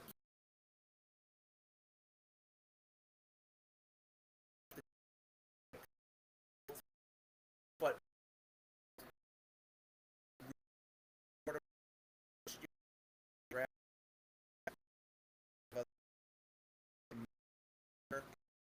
quarterbacks than the group that we have in this class. Um, as for Ashton Genty, and before I say this, I will acknowledge Ashton Genty is one of my favorite players in this draft. He's third or fourth on my board. I forget where he wound up. I think he wound up fourth. But yeah, top 5 player in the class. Not denying the talent, but if the Jets would have used the 7th pick on him and not address the other needs that I talked about, tackle, tight end, we need help in like the interior D-line next to Quinnen, whatever. But like Ashton Genty, great player, but like you can't use the 7th overall pick on that when you have Breece Hall. Like, what are you gonna do? Then you're gonna trade Breece Hall, get whatever you get for him, but you didn't really solve anything. You kind of just like you created a problem that didn't exist and then filled it with a great player. But like you already have a great running back. Breece Hall can be a top 10 running back easily when he's healthy. So, you already have that. Why then use a top 10 pick on a running back when you have these other needs? I wouldn't have cared for that if that was actually in the cards. Yeah, for sure, which I totally understand. I asked because I saw some report of Ashton Genty possibly being, and I was just like, why? Or no, it was Breece Hall was possibly on the trade block, and I was like, are they going to take Genty? Is that the idea here? I was just very confused by that. So my next question for you is about Aaron Rodgers, okay? I kind of want to just know the perspective of a Jets fan, right? Because I only watched maybe 2 or 3 Jets games last year, so I just want to know how did you feel about it? How did you feel when they let him go? What are your thoughts? Before we get to that, oh my fucking God, boys. The Bears just picked Colston Loveland, the tight end for Michigan, at number 10. Oh, yeah, Ben Johnson, the genius. Oh, he's taking every one of Detroit's ideas. He's a fucking he's a fraud. He's a fucking fraud. When I said, pending on the board, like I said, he wasn't a very top of my list or anything like that. Oh, my God. But when I said, if the board falls a certain way, I would take Colston Loveland at 28. You guys laughed at me. I wanted a top 10 talent, just saying. well, No, this is crap. No. Can we please start with saying, first mistake, Ben Johnson, first mistake. You are a product of Dan Campbell, okay? You are nothing, all right? You're the most overrated offensive coordinator I have ever seen because Campbell gave you the trick plays, okay? You took Loveland. Here it starts. Guess what? Bears didn't win the offseason, all right? They didn't win it. Yeah, all I know is I was very happy when, unfortunately, I had to go let my dog out. I heard him running at the top of my stairs. Sorry about missing out on You're good. Most of that. But when I came back and saw Saints took Banks, I got super happy because I'm like, shit, I just did not want the Bears to add even more to their O-line after trading for Tony and Jonah Jackson. I was worried they were going to take Jalen Walker. Yeah. I personally am sitting here. That, but good point. Yeah, I'm thinking this is best case scenario for us Lions fans watching the Bears. I'm just saying they could have taken they couldn't have taken Genty here, but everybody thought they were going to trade up for him. That would have sucked for us because he is a damn good player. They could have taken they could have taken Walker or Shamar Stewart or anybody on the defensive line, Michael Williams, to help out. They didn't do that. They opt for the receiving tight end, which he's a great player. Don't get me wrong. I'm a big fan of Colston Loveland, but Man, that's tough. And the Niners just took Michael Williams, speaking of him. So good pick there. No tackle. You called it. You called it. I'll give it to you. No tackles on the board. Really worth the pick there. So things are happening here. So back to you, Anthony. What are Yeah, your sorry, we didn't thoughts mean on to Aaron blow up. Rodgers? We Yeah, just hate sorry about that. Chicago. Yeah. We hate Chicago here. So I don't. I get it. I totally get it. I will say too, the fact that Colson Loveland went before Tyler Warren is kind of crazy to me. And now, I mean, it feels like Tyler Warren is destined for Indianapolis at this point. If he makes it past 12 and 13 here. Yeah, Aaron Rodgers. The grueling is probably the word I would use to describe the past 2 years. I mean, like torn Achilles week 1. That's just that just is what it is. There's nothing. That's just God laughing at us. not you guys. I'm laughing at Aaron Rodgers. Yeah, well, yeah. I like God's the laughing at the Aaron Jets. Rodgers. Yeah, I try to like them, but they make it really hard sometimes. But yeah, this past year, I do not think like he was the sole reason that we were picking 7th overall. But that said, I think it was abundantly clear that the Jets needed to move on from him. Um, and I would have said that even before like the stuff came out about like Aaron Rodgers not being happy with how like he got told by Aaron Glenn like they were going in a different direction, whatever. Like Aaron Rodgers is way too much of a cult of personality, we'll say. Aaron Glenn would never have put up with that as his starting quarterback, and like there's no reason to, because like I said before, this team is not a Super Bowl. Like we were when we got Aaron Rodgers, it was with the belief that he could take a team that was a playoff roster and elevate it to Super Bowl contender. That obviously did not happen. I think what is also been brought to light is not only is Aaron Rodgers just done, but also this roster's not a playoff roster. It's got good players. We have Quinnen and Sauce and Brees and Garrett, good players, great players. But as constructed all together, it's not close to what the Eagles had, what the Lions have. Like we're not there. So take the time to build up the roster again. Is what my approach would be, and what I hope is the new approach for the new regime. And Aaron Rodgers would get in the way of doing that in several different ways. So I am perfectly happy with him not being a part of this team. And good luck to Pittsburgh or wherever he winds up. He should just retire. Retirement home. Yeah. We'll see. Yeah. And that's good stuff. I like the Jets' perspective on that because I'm personally not totally sold that he's completely cooked. I still think he could be a bridge quarterback, similar to like a Kirk Cousins last year, which I think he'd be a little bit better even than Kirk was last year, but I might be, insane. I don't know. But with that being said, Anthony, we appreciate you for joining us. As always, doors always open if you ever want to come back. It's always great talking football. And of course, draft day is a crazy day, so it's always great to have you on. Again, we appreciate you for coming. Having me. Yeah, send me the invite. Hey, whenever you want to have me. Yeah, and this is a hell of a time, and it's only going to get crazier from this point on, I bet. So. Yeah, for sure. For sure. Take it easy, man. Have a good night. You too. Thanks. I All want right, to jump well- in right away with Michael Williams to the 49ers. Just saying. Hey, look, man. You weren't wrong, but you weren't necessarily right because there wasn't a tackle left. Okay? If Kelvin Banks was there, I think they take him still. but he wasn't. So Probably, but I took him over Bigson in at least that first mock. yeah, But I I mean, do you were agree. right. They might have Yeah, took him. you They might saw have that. taken him if he You was saw better. that before, really anybody did, because I didn't really see Michael Williams getting mocked there that often. You know what I mean? It seemed I more. never saw him getting mocked there. I just saw the 49ers are a team that often takes best player available. And with the 11th pick in most mocks, he was one of the best players available. And Mhm. like I said, I love the overloading at one position. Because, yeah, it's hard as hell to stop Nick Bosa. But how the hell do you stop Nick Bosa and Michael Williams? Yeah. Like, And with that being said, our next guest has joined us, Mr. and tell me if I'm pronouncing this wrong, Dave Heilman from SGPN Network. Nailed it. Beautiful. Thank you for being here.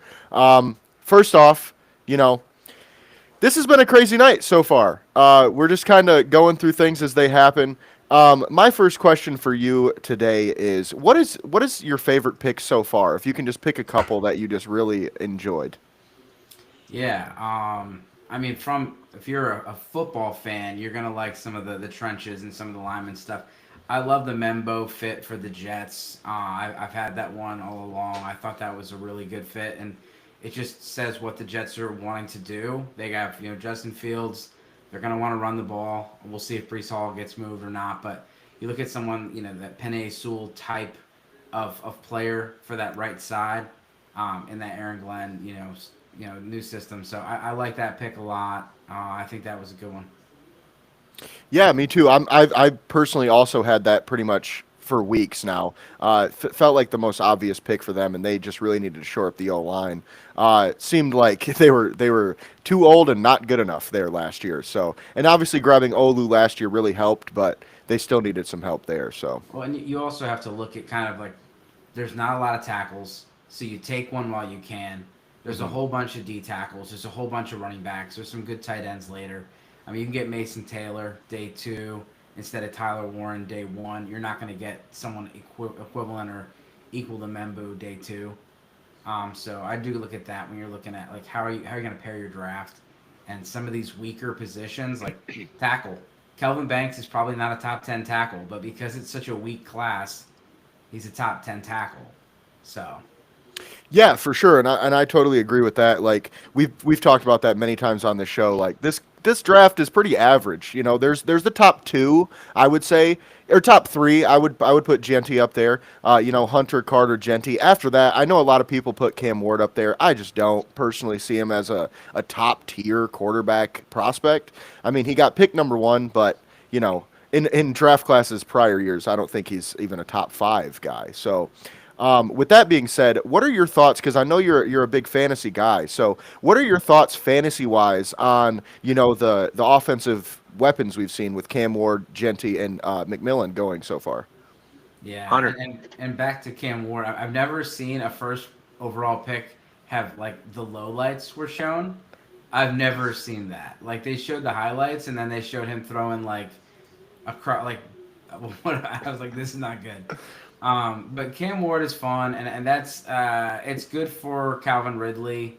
Will Levis had his moments and stuff like that, but Cam Ward could be he's could be a Jameis Winston type where he's maybe better for fantasy than he is for Great comparison. reality. I appreciate that. Great comparison. And then Genty, you're looking at that Chip Kelly offense going, okay, like that could be really fun for fantasy. I did post on Dynasty Trade Calculator, is this move the needle up, down, or stay the same? It's not going to be a great offense, so maybe the TD opportunities aren't as high, but I think you're looking at, like, if they're going to take him as high as they did, the sixth overall pick, he's going to get a lot of action. And then Tet McMillan, that's good for Tet because he's going to be the number one, obviously, on the offense. And then you got Bryce Young, so far so good. And then Colson Loveland, I just cashed on that. I had Loveland as the number one tight end off the board. Bears getting Loveland. It's going to be fun.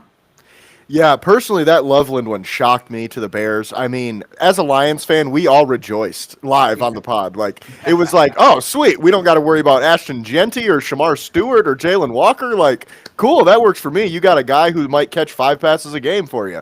Great, and that's on his best day, I think. Like, they have a lot of weapons over there now in Chicago, which is always good, for the offense. But speaking in fantasy terms, it's not that good when it comes to fantasy because now you got another guy to feed. Yeah, and I'm a big Daniel Jeremiah guy, so I've been listening to him throughout the process, and he said on his media call before the combine that like he had grades on Loveland and Warren the same, and that his media call this week he said, don't be surprised if Loveland goes ahead of Warren, and it's just again it's a fit thing. It's not necessarily that everybody thinks that Loveland's better than him. It's a fit, and you can see the same thing with Shedeur Sanders and Jackson Dart where. I think Jackson Dart's going to go ahead of Sanders. And it's just going to be a fit. Like, there might be teams that need a quarterback, like the Giants and the Browns, that play in bad weather, tough, conferences. They got one guy with a stronger arm, a bigger guy, and Jackson Dart fits that build a lot better for them, where, like, Sanders fits more of, like, the Saints and some of these, teams that are playing in warmer weather in a dome. Same with Loveland. Like maybe that was just a better fit for Ben Johnson because he's more of a Laporta type. Yeah, for sure. And that's a really good point. I personally had Loveland over Warren as a prospect just because, like, I think a lot of people forgot what Loveland was capable of last season because of the quarterback play. But the year before, man, he was the best tight end. Like, I mean, I guess Brock Bowers, was still there, but he got drafted last year, so I don't necessarily put him on that same list. But I think he was the number one guy this year. I love Warren, but the one time I watched him live, he had a good game, but I just didn't see all these top tier traits that everybody was talking about, especially in the blocking game. I mean, he's a good blocker, but nothing elite, I don't think there. So. Yeah, it's hard whether you're looking at the box score or even just the tape off of 1 year going, well, Loveland wasn't that well. He was hurt for almost the whole year. He had to have a shoulder surgery. So he hasn't been able to be like active during this process. So we haven't seen him, do a lot of things because he couldn't run. When we interviewed him at the combine, he had a sling on, So, it's different. And like with Warren, nothing against Warren. I think he's a good player. But you always you prefer the guys to have an early breakout. I want to see an 18-year-old that's beating up on a bunch of 22 and 23-year-olds. Not a 23-year-old beating up on a bunch of 18-year-olds. And so when you have someone that has like that 1 year breakout and it's a late breakout, it's not as it's just concerning because there's not as much data to show that that's going to translate. When those guys like Jeremiah Smith is 17 dominating, like that dude's going to translate. Like, hopefully he stays healthy, but he's beating up first round corners at 17 years old. Like, he's going to be a monster. Yeah, for sure. And I mean, he could be as good as like number one next year, depending on the quarterback situation there. So, but and that's a good point with Warren. Like, like you said, I do like him as a player. It's just one of those things where, you like you said before, it's a fit type of situation. It depends on what you need, what you want. And I also believe, the whole 23-year-old beating up on 18-year-olds is a great point because a lot of his, elite traits are his physicality. I mean, it's how physical he is in the run game, whether it be blocking or running the ball. I also don't really see him running the ball in the NFL at all, honestly. I mean, I could see maybe 2 carries a season type situation, but he's not going to bring that over to the NFL. No, I don't see the Wildcat stuff. Maybe he's everyone's going to need a tush-push specialist. Maybe he's the guy. I think Warren goes to the Colts. I think that's going to be the pick. Yeah. And so, I mean, they got Daniel Jones and Anthony Richardson. Both can't stay healthy. So maybe Warren is that guy for them. But, yeah, I mean, I think he's good. And for fantasy purposes, I think he's really fun. He's that kind of George Kittle, bull in a China shop once he gets the ball in his hand. He's a really fun player. So I hope they're both good. I'm not shocked Loveland went before. Yeah, for sure. And, I'm glad you said the Kittle because that's always what I say. I always look at it like this, if you want a Kelsey type, Colston Loveland's your guy. If you want a Kittle type, Tyler Warren's your guy. And I totally agree. He's probably going to Indianapolis. But as we were talking, the Cowboys pick is in, and it is Tyler Booker, the guard from Texas. Now, I had that in my mock the last 3 mocks that I made, and I feel like that's a great pick for them. They rebuild the trenches, kind of get things going there. Now, I want to open this up to you guys, James or Brad, if you guys have any questions for Dave while he is with us. I'll let Brad go first because I'm pissed off because Booker was like my biggest draft crush. So Oh, I get knew it was a over it. very slim chance he would go to 28. Oh, Very jeez. slim. All right, so we'll let James get a tissue real quick. But the question I do have is, I saw 3 blue chip players in here. Okay, then I saw some pretty. I see a major drop off, and I'm looking at some of these guys that have already went, and we're right before you came on. James was doing some homework for us, and I just see a lot of these guys that have gone. They would be middle ones to late ones from last year. But my real question to you is, I see the 2nd through the 4th round almost muddled together like they're the same. What I mean is a 4th round pick could actually be up in the 2nd if you know what I mean by that. I mean, it's a bad. My personal opinion. It's a bad draft this year, and so 2nd to 4, I've never seen anything like it. When people could do that and it could go anywhere. Just wanted to get your thoughts on that. Yeah, I mean, what they described it as is it's a starter draft. It's not a star draft. So you're going to get a lot of starters. Some of these guys are going to be wide receiver 2s, not wide receiver 1s. They're going to be CB 2s, not CB 1s. But you're going to get starters. Defensive tackle, I think you're going to get starting defensive tackles in the 4th round. I think tackle, after the 1st round, you're done. Like, everybody's a guard or a backup. There's not a good quarterbacks. The receivers are okay, but there's a bunch of, like second, 2s and 3s. Running backs. Cornerbacks, yeah. Running backs corners. are so good. You could probably get a starting running back in the 5th round. I mean, it's going to be so good. And they hurt each other because they're so good. You can wait. You go, I like these 3 guys, and so like a cluster. I'm gonna until there's 2 of them left. I'm not gonna take one. And you're like, holy crap! It's the 5th round, and Rashul Tutin's still on the board. Devin Neal's still on the board. Dylan Sampson's still on the board. You're gonna take one of those guys. So I think you see some of those 4th round guys pushed up into the 2nd round, and some of the 2nd round guys push into 3rd and 4th. But there's some good depth that it's just like we talked about tight ends. Like when the blue chips of your draft are tight ends and running backs. You know what I mean? Like Jalen Walker, they're saying he's like they labeled him as a blue chip. Daniel Jeremiah and Bucky Brooks said blue chip. Still on the board. He's still on the board because he's a 6'1", don't know what to do with him. Isaiah Simmons kind of player where if he was 6'4", he would have been the 4th, 5th pick on the board. Instead, he's on the board still at 13.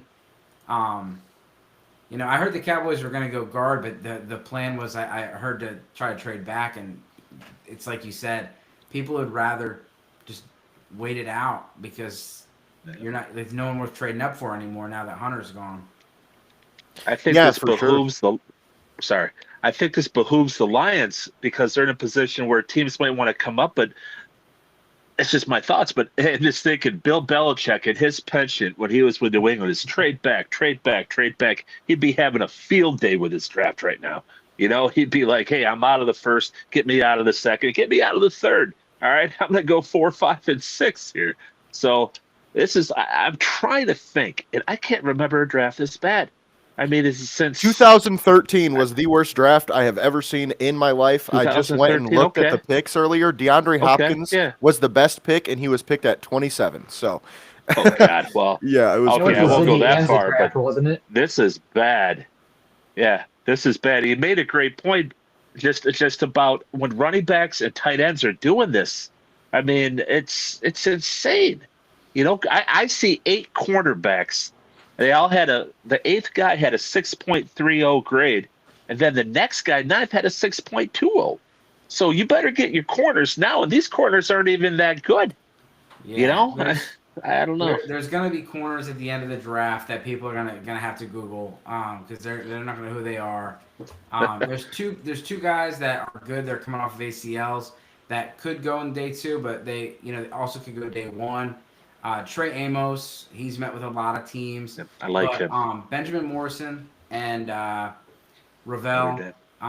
those two guys are coming off ACL injuries. If they didn't have ACLs, I think they would be first rounders. But yeah, I mean, like I said, there's probably going to be 3 or 4 guys that are drafted tonight at the end of the first round that people are going to be Googling, going, who is that?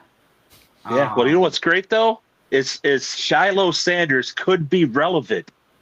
The brother of Hall of Fame Colorado University quarterback Shadur Sanders, his brother, the redheaded stepchild, might actually have his name called in this draft now. Yeah. Yeah, crazier things have happened. I mean, he everybody expected him to run like a 4.8, and then he had I think it was a 4.6, so that might moved him into the draft. Did not get the car, but he might get picked. Yeah. Yeah, right. But with that being said, I totally agree with the running back defensive line thing. I've been saying that for months. It seems like one of the deepest of both classes, running back and defensive line. Obviously, interior defensive line for the most part. But, the other day I was doing a mock draft, and like you mentioned, Bashol Tootin and all these different guys, Devin Neal, that could be there later. I took a running back in the 6th round, and then the 7th round comes around, and I'm like, damn it, I shouldn't have taken that guy.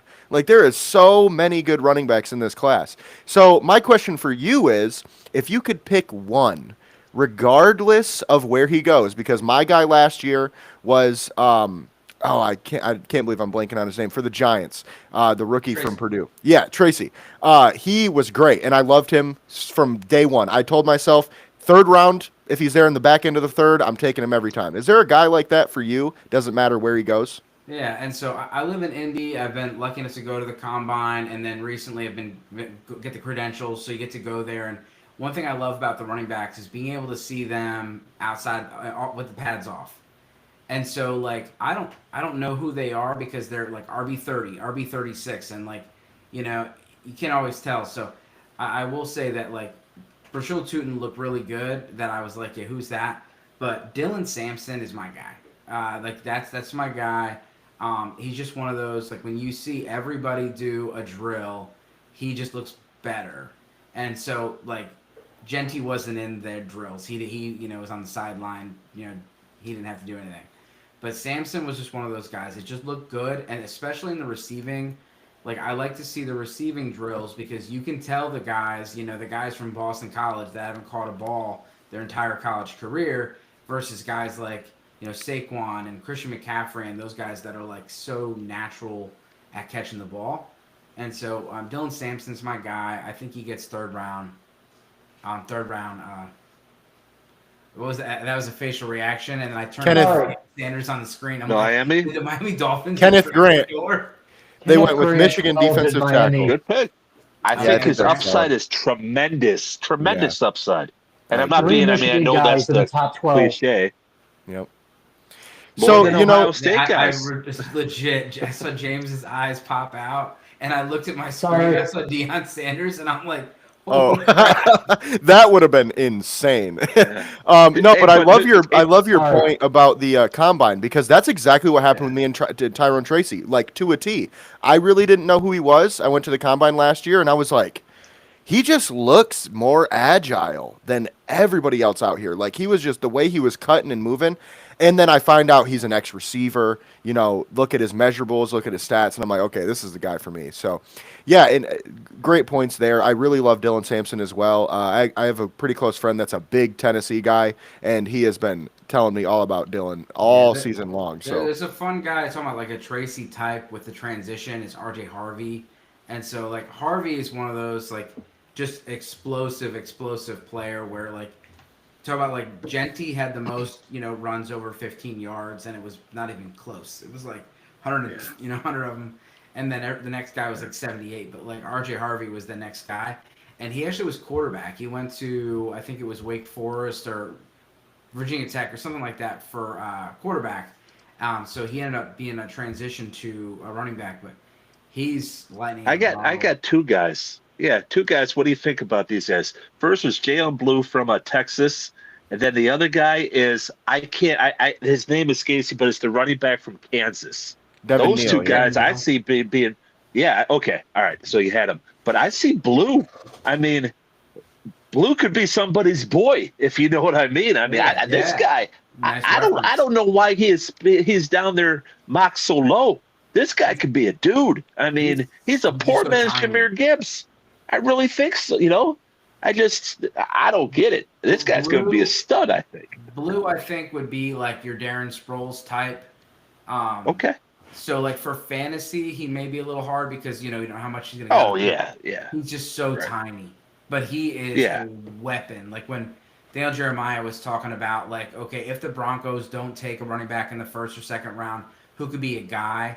And they were like Jaden Blue. Like he is just, and like the Okay. thing with Blue that makes him exciting for really the comp for him is like Naheem Hines. Like he could do a lot of stuff in the passing game and then do some special teams work. But he's just so small that he's probably not going to get too many carries. I just like this guy, man. There's something about him. I'm just going, if this And guy that's goes to the another- right system, in the right system, this guy could be badass. He really could be. Well, and like I said, he's one of the I had him down for like one of the fastest 40s. I'm like there was like the odds for fastest 40. Yeah. I was like Blue's up there. I think he ran one of the like top 3, top 4. Yeah, a kick returner, he's a even a speedster. kick returner. Jeez, Yeah, but Devin Neal, you mentioned Devin Neal, and it's just again like Devin Neal's probably like an RB5 in every other class, and he's like, you know, he may be RB5 in here, but like he might be drafted RB10 because some of these other guys. But Neal is a guy I really like. Yeah, Tyler Warren to the Colts. Yep, Tyler Warren, baby, called that one. That one's a lock since first week of mock drafts. I feel like two tight ends in the top 15. Yeah, James Shador Sanders didn't go here. What the hell? yeah, imagine if that There's would only have one happened. of my mocks. I had him taking Warren in a different mock. I'm kidding. I'm kidding. How many people had Michael Williams to 49ers besides me? Valid. I'm going to harp on that for a while. See, I'm glad I didn't do it, but I was really starting to go like Walter Nolan is going to go higher. And last night I looked at the odds for him to go in the top 10 was 1,600 plus 1,600, and I was like, oh man, you know, just $10 is going to get me $150. I'm like, I didn't do it, and then I went today to go do it, and it was plus 400. I'm like, it's happening, because I thought Nolan would go to the Saints, the Bears, or the 49ers. So I'm like, give me that. But yeah, Michael Williams, I think that's a good one. Yeah, we're gonna see with these tackles. Josh Simmons is next. What do you think about him with that patellar? I want him. He didn't have an ACL injury, patellar tendon injury, but if he didn't have that, he probably would have been the 4th pick. Yeah, I totally agree, and I've been saying that for weeks. Honestly, like Josh Simmons is probably the best tackle in this draft if he doesn't get injured. Like he's a beast, man, and I feel like a team like maybe the Rams later in the first round would make a lot of sense, or maybe the Chiefs trading up or Houston as well. I had him going to Houston in a lot of my mocks. I just feel he's one of those players you take him. He's a value, he's one of the better prospects left on the board, and see what you get. I mean, obviously he's coming off an injury, but take it slow, give him time, and I mean, you're looking at probably, I think, your left tackle of the future, personally. Oh yeah. See, I want him because every report that's coming out is he's going to be ready for training camp, and he would have been a top 5 pick. Pats would have taken him in 2 seconds. So I mean, I know we want edge, absolutely, but you've said it before, Jace. It's a Brad Holmes kind of pick, and it is Taylor Decker's replacement, because if we want to keep our guy salary cap wise, he's going to have to be traded or a casualty next year.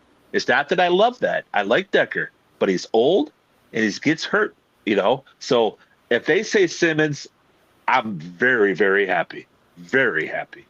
Yeah, I think another lineman's going to get pushed up because you're going to see Donovan Jackson and Gray Zabel probably in here. But Donovan Jackson's a guy where he doesn't get talked about a lot as far as, position flexibility. When Simmons went down, Jackson went and bumped out to left tackle, played the national championship game left tackle. I think he goes into guard and plays guard. I think you put him there with C.J. Stroud or one of those guys that needs that interior offensive line help. But I think Jackson's going to sneak into one because of that. But like my prediction is that the Minnesota Vikings trade out.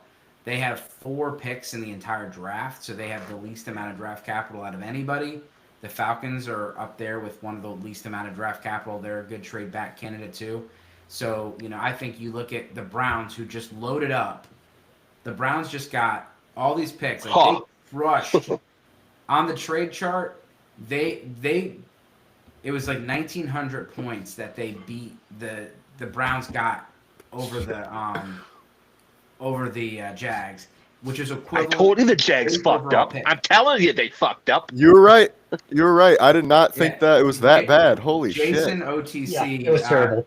Jason OTC sent it out. I mean, they gave their first round pick next year, and the first round pick on the trade chart is equivalent to pick 16 because you got to call it a mid first. But we know the Jags pick is probably a top 10 pick, so it's even better.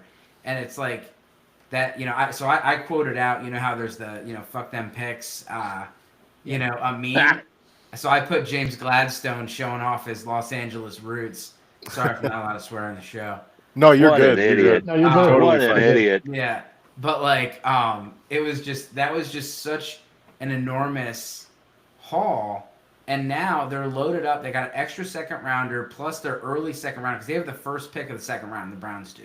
Mhm. They're the first pick of the second round plus the Jags second round pick. They could easily trade up ahead of the Steelers to get Shedeur Sanders or Jackson Dart. I firmly think Jackson Dart's the second quarterback off the board. It's draft day 2.0. Yeah. Sonny Weaver fleeced a young GM in Jacksonville. Exactly. Yep. Sonny Weaver with another victory. It was funny. As soon as it happened, I thought to myself, you know He how did odd it Give is. credit to Jace. Give You credit know to how Jace. odd it is Yeah. that the 5th pick is the same pick that the Jags had in draft day. Yeah. They traded up this time with the youngest GM in the NFL, which is what they had in draft day. It's like poetry in motion, guys. It's like Michael Flory made that reference. That is earlier weird. This week. Yeah, that is so weird, man. Gladstone got hired like 3 days before the NFL Combine conference, because what they do is they have media sessions for each one of the GMs and coaches. So he got up there. People didn't realize that he was one of the GMs. I mean, he's so young. He looks like an intern. Yeah. And Hey, That's son, how go I get me am a at cup work. of coffee. Yeah, son, go get me a cup of coffee real quick before we start here. I mean- I'm the GM of the Jags. Oh, that's why you're the Jaguars. Yeah. So I mean, it was quite interesting. But yeah, it's gonna be. I think the Browns or the Giants are gonna make the move. And we'll see if the Steelers pass on a quarterback, then maybe they don't have to panic and go up there. But I do think that the Giants try to get ahead of the Browns, or the Browns just try to go move up to secure that 5th round. And the Vikings are just such a great spot, and also the Rams are the great spot because the Rams love to trade back. They don't like to use their first round pick. Yep. Totally agree with you there. And I feel like, most likely Jackson Dart is the next quarterback taken. I could also see the Giants, trading up with the Rams, for instance, taking Dart, and then the Browns still getting Sanders with their second round pick. So Falcons got 42 seconds left on the clock. I was just thinking that. Are they going to trade down here? What's going on? They They got a gotta minute be. 30 for me. Like, Jalen man. Walker. It's got to be Jalen Walker, I doesn't told it? you, the Falcons have the second least amount of draft capital. They're a good team to trade back. Yeah. And maybe they're working the phones trying to put Kirk Cousins in that deal or something. Yeah. Who knows? Maybe But they're going to it- draft Shedeur just like they shocked us last year. Yeah, right. Oh, that for would fuck's be. sake. Deion If Sanders loves Atlanta. Deion did play there. Yeah. That was Deion. But, I mean, don't you take Jalen Walker if they stay? Pick is Don't in. you? I mean, you have to. It's got to be Jalen Walker here. I Yeah. heard they Yeah. really liked Michael Williams, Mm-hmm. and they've always wanted edge. I just don't see, and there's some edges here that have really there's a lot of concerns. Mike Green and James Pierce both have off the field concerns. Jalen Walker's the do pick. they? So you guys called that one. Makes so much There you sense. go. I thought Shamar Georgia Stewart boy? might have a chance there, but it does seem like Shamar's falling. And I don't know. Mr. Peter Schrager had him going 31st, I think, in his mock. I'm sorry if he's there at 28. I'm taking him. Athletic Fuck beast yeah, put him who's next to this? Aiden. Shamar Stewart. Oh my god! I'm sorry. I heard the double S's and I thought you said Shedeur Sanders. I'm like, Oh. the Lions? What the fuck? Nope. Hey, we don't you need know, another hey. Jared Goff. Shahad Campbell's starting to get around that area. So I want to see Yep. if he gets past the Bucks. Things are going to Yeah, get Tampa. interesting with him. Yeah, Tampa's the floor, I think, for him. But if he gets past there, man, anything's possible. So with that being said, Dave, we appreciate you for coming on as always. Door is always open if you ever want to come back. It was a great time having you. Draft day is always fun, but it's even I more fun. appreciate it. Yeah, of course. Absolutely, man. Nice to meet you guys, and Nice to meet everybody, you. make Nice to sure meet you Yeah, have a great rest of the draft. You as well, That's man. good Take stuff. it easy. Thank you. Well, the guests, that's the end of it. That was fun having some new faces Yeah, and some new great voices time. on the That's on the awesome. show. Fucking awesome. And it seems as though A plus. they might come back. Yeah. It was Hell yeah, man. Hell awesome. yeah. So with that being said, we are at pick 15, which is originally when we were going to stop. Now, I think we just go to 10 at least. Just 10 p.m. and see Dude, what I was happens. planning on doing the whole fucking thing. All around. I'm going to stay up anyways. I'm staying up anyways. You know? That's Like, valid. we're not going to That's stay valid. up to watch it. You know what I That's mean? valid. Well, I might have to take a piss break here in a second then. Yeah. Because I mean, it's I'm past kinda my going to. bedtime already. Yeah. Yeah, I mean, same. and seriously, I got my blanket here, cat somewhere here, and got my nighttime tea. I'm staying up. Fuck it. I ain't doing any of that shit. I'm staying up. Valid. I took Valid. tomorrow I'm telling you. Yeah, I told work I'm going to be an hour late, so. Yeah. Well, dude, the fucking Bears. Let's get back to them. I'm telling you, there's already a chink in the armor of Ben Johnson. There already is. He got Cole Kmet. He was good enough. All right. Let me put it. Oh, by the way, like Cole Kmet. did you see? Yeah, every single team so far, they show the fans, right? And they were showing all the Bear fans, that gay ass dude with the bear hat going, rawr, rawr, rawr. Okay. And then the pick came in. Well, all the other teams, they showed the reaction. They didn't show the Bears fans' reaction. Very true. Might be a coincidence. That's but, very true. You know, And we've seen he's- that happen before. I mean, this is crap. I mean, Loveland, I'm sorry, in a regular draft, in a normal draft, he's a mid-second. And they took him in top 10. I love it. Bears gonna Like bear. I said, I'm like, Bears I are had gonna Loveland bear. as a dark horse to us, but yeah, not at 10. Oh, No. fuck no. Yeah. So, no, with fuck that being no. said, I will be right back. I'm going to go take a pee break. You guys carry the show. I know you're capable, so BRB. All right. Yeah. Well, it might get out of control now. I don't know. Oh, we Don't gotta get wait for him too to much. walk Look at our- away. Dude, do you see Arthur Blank? He looks like grim death. Oh, my God. That dude has aged poorly. Cardinals are up. All right, Those Jason, hats are let's so end this stupid. stream. Let's just like cut out. Let's grab pillows real quick. Turn the lights off. Yeah. I'm good, man. Oh, yeah. No shit. That'd be funny. Yeah, Oh, man, I'm dude, up for this. Whether we're I was flabbergasted when the Bears did that. I was like, yes. And I'm telling you, Ben Johnson is a fraud. He's a fraud. He was a product of Dan Campbell. He just was. You know, I still think, I'll say it to the day I die, Campbell was the guy behind the trick plays. It's so his MO with, with the going forward on fourth downs, we said it, like the balls in the wheelbarrow. That has Dan Campbell's signatures all over it. He told him when to run those. So I ain't buying this wizard. Oh, absolutely. Before Dan Campbell, Ben Johnson was just a tight ends coach. Like, Yeah. I mean, he got rid of Anthony Lynn, and this guy Campbell called the whole. Hey, look how bad they got a lot better second half after Lynn left. Well, guess who's calling? Dan Campbell. Who we got left here? You got Barron on the board. You got Campbell on the board. Hampton, Golden. I mean, if I'm the Cardinals, I'm taking Barron or Campbell here. I mean, from what I see, I don't watch a know, ton I of don't- Cardinals games, so I don't even know what their needs are.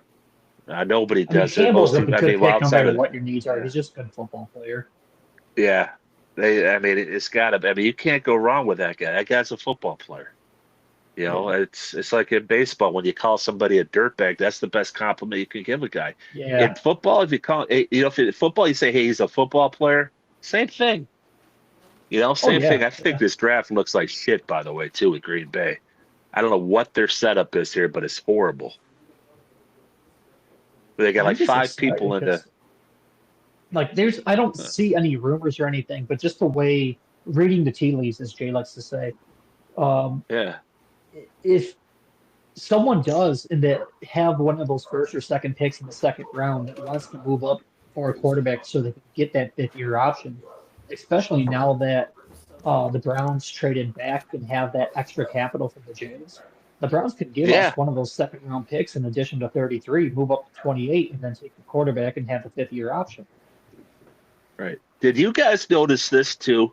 Because they're having their own little, I mean, it's like they're making freaking Shadur like, oh, brand there, brand here, brand here. So they're having their own little party. But the only time they click in is like when they're kind of smiling and everything. But I can tell you right now, they clicked in on Dion talking to Shadur, and he was almost like talking through his teeth, like, hey, the cameras are on us right now, so let's smile like everything look good. I'm telling you, he was doing that. All right. So they're having this whole big party. It's good. And tell me this. Tell me that why aren't they at the draft in the green room? Because He they would know be at the he ain't draft in getting the green picked, room. baby. He ain't getting picked tonight. Hello. But, sorry to change the subject, Walter Nolan picked Sure. number 16 to the Cardinals. I'm just saying, man. I knew Yeah. that was going to happen.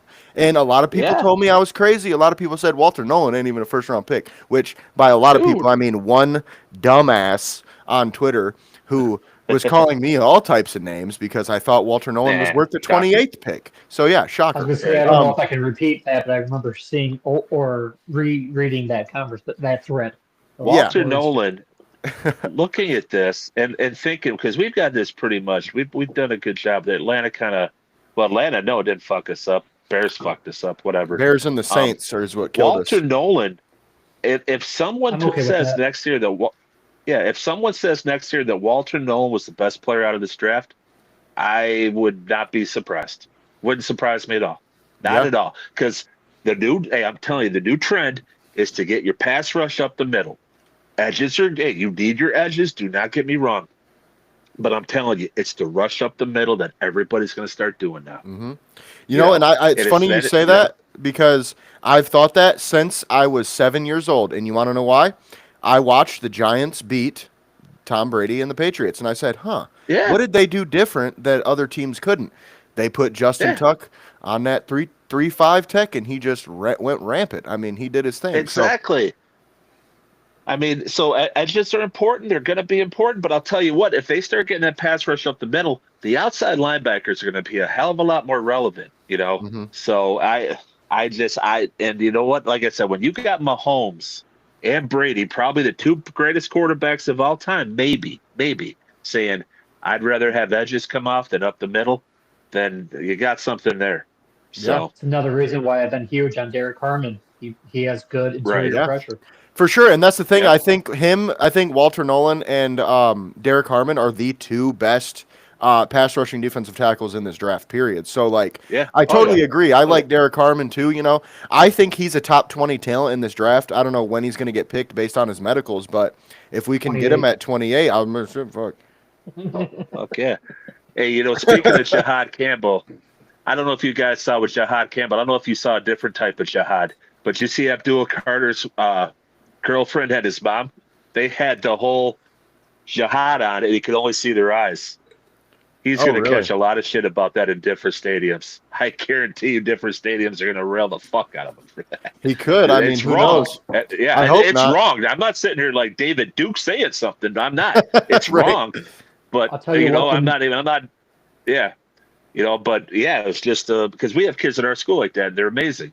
But yeah, it was just a little thing here. So I was just like, because they got some. Reason. Yeah. Kenneth Grant's, his mom, her whole, Kenneth Grant's mom, her dress almost came all the way and her titties almost flopped out. And she's an old fat woman. I'm like, no! Fuck. So, but yeah, I digress on that. I'm getting a little too excited. I'm getting slap happy.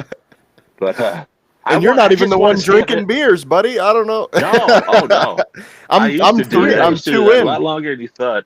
Yeah. Well, you're a hell of a lot younger than I am. But shit. You are right about that. Well, fuck you.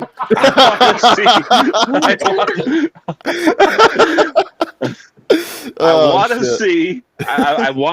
telling you, the biggest reason is not almost just the Lions. I want to see the Hall of Fame Colorado University Shedeur Sanders cry. I want to see him cry. And Yeah. I want to see Oh, they Dion just put come on out with any a of his highlight toothy films. white smile. I just want to have Dion come out and, hey, you know what? It's a great opportunity. We wanted this. We wanted this. The Lord was telling me through the Lord telling me he should go to the second round because that's the best thing for him. Shut up, Prime. Shut up. And that's what he's going to do. He's going to try to spin this. And you know what? Your son ain't good. Last year's draft, third round. Third round. Next year's draft, fourth round. I mean, I said third round this year in terms of talent. So, Right. Right. And I mean, but I got Who called all wants to- kinds of names, and well, Who wants to be the team that takes them, gets the circus, and just will never live it down? They'll be world famous for, hey, you know what? That's the idiots that took Shadur Sanders. mhm. I don't want to be that team. I don't want to be that dude, man. I don't. Because I can't wait. Sorry, completely cannot wait. unrelated point here, but the Knicks Pistons game is 3 points right now. Jalen Brunson, I think, just did a over and back. Oh, it's 4 points with 3 seconds. Okay, I thought it was still 3 points because Jalen Brunson just committed an over the back or over and back is what they were looking at in the replay. So it looks my like box they. score is showing 1 point. Yeah, it's 1 point now, 1.5 seconds left, but the game's over. But I was just like, are the Pistons about to tie this game? No, but they did hit the three. But game is They over. came back. I mean, they gave the lead away, but there's too Yep. many stretches from this basket. They're Ooh, like I said, house money. Bengals What? are selecting. Oh, I Shamar thought you were Stewart. like they hit a three and got fouled. No, Shamar Stewart. Told you they're It's going a pass Bengal. rusher. They need O-line, but they're I going think pass they're- rusher. They're gonna go pass rusher, yeah. And I think now Trey Hendrickson is I think they're traded gonna for go a second line. round pick. I think he gets traded for a second I round think pick they're- now. I think they're going line. I think they're going offensive line. Who? Bengals. They already took Shamar Nope. Stewart. Oh, did they? Oh, I Yeah, thought they you were just took predicting Shamar it. Stewart. Nope, My bad. they just Okay. took him. No. Yep. All right. Which I think is a Like I great was saying- pick.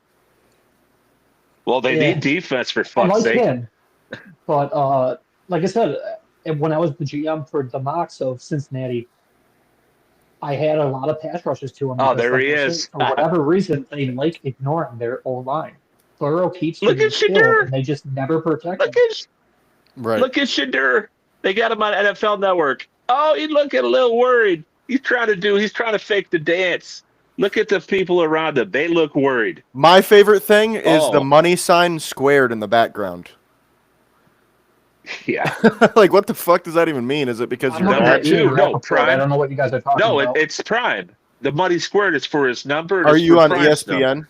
ESPN, James? I'm on. I'm on I'm on NFL Network. NFL Network. Okay, we are too. I don't know then. That's odd because they were just showing Shadur. But anyway, back to your point, now James. it is. Yeah. Oh, okay. But anyway, back to your point. I just like the Bengals. They just spent $70 million per season on Chase and T Higgins. They're That's giving Burrow insane. $55 million a year. So Mhm. between three players on offense, they are spending 125, if my math is right. 125 million per season on three players on offense. Hmm. But without an O line, Burrow can't get them the ball, Right. and then they just draft line. Right. Like, don't get me wrong, I love building the trenches, but what the fuck are they doing? Wrong side of the trenches, brother. Yeah, How the hell is Burrow going to get the ball to these 70 mil wide receivers when he's on his Well, fucking ass five and times a game? and they cut their starting guard too, so they got even more holes. Oh, The sure, why not? Seahawks, Yeah. the Seahawks though are currently looking to trade down. The Lions, bro, could trade up right now and get Campbell, jump the Bucks. How would you guys feel if, let's say, the Lions gave up this pick, or 28 pick 102, and a next year 4? How would you feel about that? I don't think that's crazy. I still think they'd have to give up more because they're moving 10 spots in the first round. But I really like John Campbell, and mentioned kind of a little bit on what Brad said a little bit ago.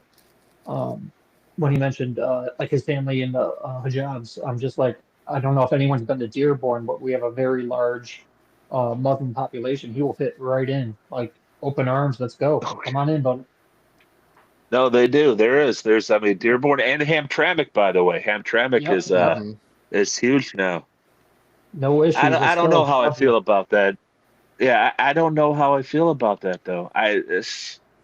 About Campbell or Stewart. I know I on Campbell, I mean, what I said is, and we talked about it, James, while Jace was away. I mean, we use the term dirtbag in baseball when it's a highest compliment. And Jahad Campbell is I use football player. He's a football player, but Mhm. Yep. is he a football player worth going and getting? Jesus, Yes. Stewart's trying to fucking beat the shit out of Goodell. He's pissed he went that low. Um, I don't know if Campbell, he's a football player, but is he a football player worthy of the 19th pick? I don't Yes. know. I don't know. Yeah, I mean, I wouldn't be, I don't I like know you giving up disagree capital. heavily. I just, I think just- Campbell's a blue chip player, and I know you're I'm not gonna sorry, agree with I'm me on that, confused, but Brad. Weren't you the one for the past couple weeks saying Yeah. we should trade up for him? but Yes. I was, but to 19, I was talking like 21, 22. You're talking a hell of a lot of capital there. I mean, I agree. I don't did think it say would be that, much but different, honestly, from you know? 18 to like 21. I don't really think it would be that much You different. don't think so? No, I mean, if you think I- about it, especially with the way this draft is, like if you're going to move down 8 picks, you'd be okay with moving down 10. If you think about it that way, the value wise, you're still going to get a Yeah. similar player. You know what I mean? So I don't know if the capital would be much different, but I do agree with you. I don't know if I would want to give it up. I mean, we don't have a lot of picks this year. That's the yeah. So I get not wanting to make a deal, but But then again, I in some of these trades that I've put it out there and stuff, I think I've undervalued not giving up enough, if you know what I mean. yeah, I didn't know you had to give up so much to move up so much. I was thinking, like, I'll give you an example. I personally would think, and I know I'm wrong here, I personally think if you're moving up, okay, give them your 2 and give them your 3 next year. And that wouldn't get it all done. And I'm starting to learn that a little bit. no, yeah, But trade what- values are. It all What depends What would on it where take to you're move? trading. Okay. What would it take the Lions to go from 28 to 19? What would it take? I Let me think pull up the draft chart real quick. I think you could Or 18, realistically. 18. If we went from 18. 28 to 18, you could realistically give up pick 28, pick, I don't know, let's see. I wouldn't want to give up our second round pick. That's the only reason I'm not including Oh. it. But we would have to No. give at least the first round in a third and maybe another third, if not a fourth, minimum. I would easily give up our first this year, third this year, and third Yeah. next year for him. Yeah, I think so too. I would do that. No, I would definitely do that. I don't want to hear the word second round involved. I just don't. I really Let's don't. see. No, I hear you 20 there. Pick 28 is worth 660 points. We said we're trying to trade at 18. Yeah. That's 900, so that would be 240 points. Our third round pick, because it's compensatory, is worth 92. So our next year's third might be slight edge for us getting the better value, but it will at least be within talking points. Right. So first, third this year, and third next year will get at least the conversation going. So yeah, Maybe a even pick then. swap in a Seattle's- different round. Seattle's in. Yep, pick is in. I think they are gonna go. They might Damn, take this Go is- Campbell. Shadur Sanders. You're I was never gonna say live they it might down. take Campbell. They might take Golden too, or Emeka Egbuka. I could see them. I saw the. I don't think they're the, gonna. I was off. Yeah, I You know what? I'm gonna. Gray do this Zabel. pick, I because- It's didn't like Gray that. Zabel. yeah. Greg Zabel. Guard. Yeah. Oh my God. Yeah. Okay, that makes sense. Yeah, That makes doesn't sense. surprise me at all. It's a I don't know great how I pick. didn't think of that. They said the Seahawks could have traded this pick, by the way, and it sounds like the Buccaneers are also looking to trade the pick, or their pick. Oof. So 18 and 19 Oof. are both of. Well, 18 is not available anymore, but 19 is It's available. cheaper the later it gets, by the way, Brad. Exactly.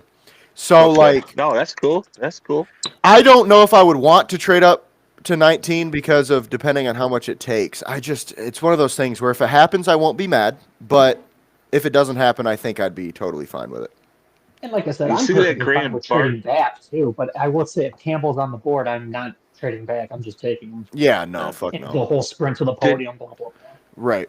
Did Yeah, you see I'm that totally with you. comparison just now on the screen about Gray Zabel being compared to Barton from last year? That's a perfect comparison. Zabel, you can play him anywhere, literally anywhere. So he's such a Swiss Army knife up and down that line. That's priceless. Hey, Brad would like this point. I don't know why it's relevant, but Ian Rappaport tweeted it out. So what the hell? I'll just read it. With options, the Seahawks stick with their 18th pick and pick North Dakota State University Gray Zabel, a former left-handed pitcher who used to throw in the low 90s. Jesus Christ. Damn, He okay. didn't get Gray drafted. Zabel. I mean, I'm surprised he didn't get Oh. drafted. Right at fucking Lefty with that? 6'3", 320 pounds, playing baseball like that. If you're left-handed, Lefty. if you're left-handed, you throw in the 90s, you're guaranteed to get drafted. I don't know where, but you're getting drafted. Right. He Shout out probably Jared said I'm going Lorenzen. football. Right. Yeah, probably. And I mean, he's also so big. I mean, it's one of those things that why even waste the Yeah. pick? He's going to play his whole career in the NFL. Like Kyler Murray, exactly. for instance, Kyler Murray, I kind of understand because it's like maybe they Nice thought. pick overall. Yeah, I mean, Braves, I don't nice get it in the pick. first round, but it's like I kind of get drafting him because it's like he's a damn good, baseball player, and there's a chance Yeah. he doesn't play that long in the NFL. Like, let's say he retires at 30. I mean, you could still go play major Well, league baseball. I thought there was a shot there. He was gonna baseball after his first year or second year. I really did. And I think there was talk about that, but he's kind of turned it around. He really has. Yeah, I'm a fan of He's just Kyler Murray. he's so small. He's just Yeah. so small. Yeah, He's like when he just runs. When he runs, I hear the Mr. Krabs. Yeah. Yeah, seriously. If I was I mean, him, I he would is- have he is definitely chose tiny. baseball over football just because how it Injuries. saves your body. Yeah, exactly. And I mean, think about it. He Go- probably would have made more money in baseball if he was really good at it. Like, Easily. so Yeah. it's just one of those things, He was. I don't know why it sticks with me, but he was the 9th overall selection by the Oakland Athletics. He was a top 10 pick in both the MLB and NFL. Not the Oakland Athletics anymore, just the Athletics. So sad. What a great franchise that back was, then. too. Fuck. Played That at fucking the old owner. Oakland He Raiders belonged. Stadium, whatever the hell that was called. Yeah, the the fucking Coliseum. yeah. There Now, you you go. guys heard, hey, this is a true story. The visiting broadcast team, this was 2 years ago in the Coliseum. A freaking raccoon, it like chews its way out of the wall, like the stucco, or whatever you want to call it. A raccoon. That's how fucked up that stadium is. It was a that's crazy. toilet. I can't say I'm surprised that they got out of there. I remember they used to play on the fucking. I remember they used to play on the baseball field. Like the fucking football field was half dirt. I'm like, what is going on? This is $1 billion fucking place right now. Yeah, and these motherfuckers are playing on dirt. Grass. Yeah, it's like you might as well leave the bases out there. Fuck it, who cares, right? I mean, who gives a shit Hey, at that that point? was commonplace. Yeah, that was commonplace back in the 80s and the 70s. In fact, if you ever saw a tape of Billy Sims, this goes way back. He was a hell of a running back too, but I'm joking. Billy Sims? I know, I'm joking with you. Oh, okay, fuck you. We All right, ain't I don't that know, I'm young, old. damn it. We ain't that young, Brad. Okay. Fuck. But When when he's for the Lions, I get it. yeah, but when he's playing in Angel Stadium, showing all the dirt on there, I mean, Bo Jackson, all the dirt. I mean, it's reminiscent, man. I kind of like that look. I mean, really it's did. nostalgic. So the Buccaneers you are don't do not it now. trading. The Buccaneers pick is in. Who do you think they take? I think it's got to be Campbell. Mike Green is still on the It's board, Campbell. though. Mike Green is still on the It's board, Campbell? guys. Oh my God, who the hell is this? Sorry, there's It's a Campbell. random account on X because I keep refreshing to see, and someone just posted, and they have a check mark, so apparently they're legit or whatever. It says, "What the heck is a Greg Zabel? LOL Seahawks." How have Well, you not heard of this guy? He's a good What? player at the sport of Yeah. football that is necessary to have offensive linemen that you need. I mean, how far back do we need to go for this guy? You know what I'm saying? It's like, how much do you know? Do you even know that what guard means? Because, I mean, Well, I know a ton. Where do we need to I start? also know a ton about him. My wife went to South Dakota State, oh, no. so we The watch Bucks took- watch a ton. I'm sorry, Brad, to cut you off. The Bucks just took Yeah, no. wide receiver Emeka Egbuka with the 19th pick, bro. As we Thank all you. predicted. No, I'm just kidding. Thank you. Fucking A, man. Thank you. The Bucks. Yeah, the you- Buccaneers. You got Golden out there. Look, We there's are getting Shadur to again. the point where I'm gonna every year I do this, but it's normally hard to do when we're picking 28th. Once Right. there's like 5 or 6 picks away, I make like a Lions big board of like 5 picks of Lions, just cross them off as they go. Yeah. And we're getting to the point now Oh, where Dion tweeted, the oh, rejected Hold on, will hold be on, Brad. respected. Hold on, Brad. Let James finish this real quick. I'm sorry. Go ahead. I'm sorry. I'm No, so you're good. sorry. You're good. But once because we're at what 19 pick is in, you said it was the receiver, so there's 20. Then so we need about 8, 9 guys right now Yeah, that would potentially be nice fits for the Lions. But I'm like, we still got there's some Campbell, we good still got players out Campbell, there. Simmons, we still got Green's there. Green, Simmons. Simmons, I'm trying to spitball here. Jackson. Hold on, I'll look up the board because I'm blanking on most of these guys too right now for some reason. I have Yeah, my head so wrapped around Devin, or not Devin Booker, wrong Barker. Devin Trevor. Booker, wrong Detroit Yeah, team, like brother. I was watching the Pistons game too. Right. I've looked at my screen maybe like 10 times total. I haven't heard a word they said. Tomorrow morning I'm going to Dude, I rewatch that love so I can hear this. the commentary. Yeah, that's the one thing I I'm do loving the miss. looks. That's one thing I do miss about not being live while we're watching this is being able to hear what they're saying all the time. You know, Yeah. Will Like I said, Johnson, Jade Barron, Derek Harmon, yep. Geod Campbell, Mike Green, Josh Simmons, Donovan Easy, Malachi There's a Starks is still available. Okay, you can stop there. You just named 9. So one of those guys you just named will be on Will the be a board. Lion. Will be a Detroit Lion. I'm putting my money on, okay? I want to say Mike Green falls to us. Love I it. just have a feeling that Mike Green falls to us, man. We He got could 8 fall, more Also, but I don't only picks. think 9 starts. Put he could fall, but I don't Brian think they're going Branch to take back to him. nickel because Yeah. they just extended Kirby. Yeah. Move Branch to Or nickel and take Starks. it could mean we move on from Branch, and I love Branch. I would have preferred to keep Oh, Branch over God. Joseph personally, but if we I'm take not Starks, fresh. we got 3 safeties. I also tweeted out today, just because you give a guy a deal doesn't mean you keep him the whole time. I'm just saying, Kirby could be gone in 2-3 years. His deal is what, 4?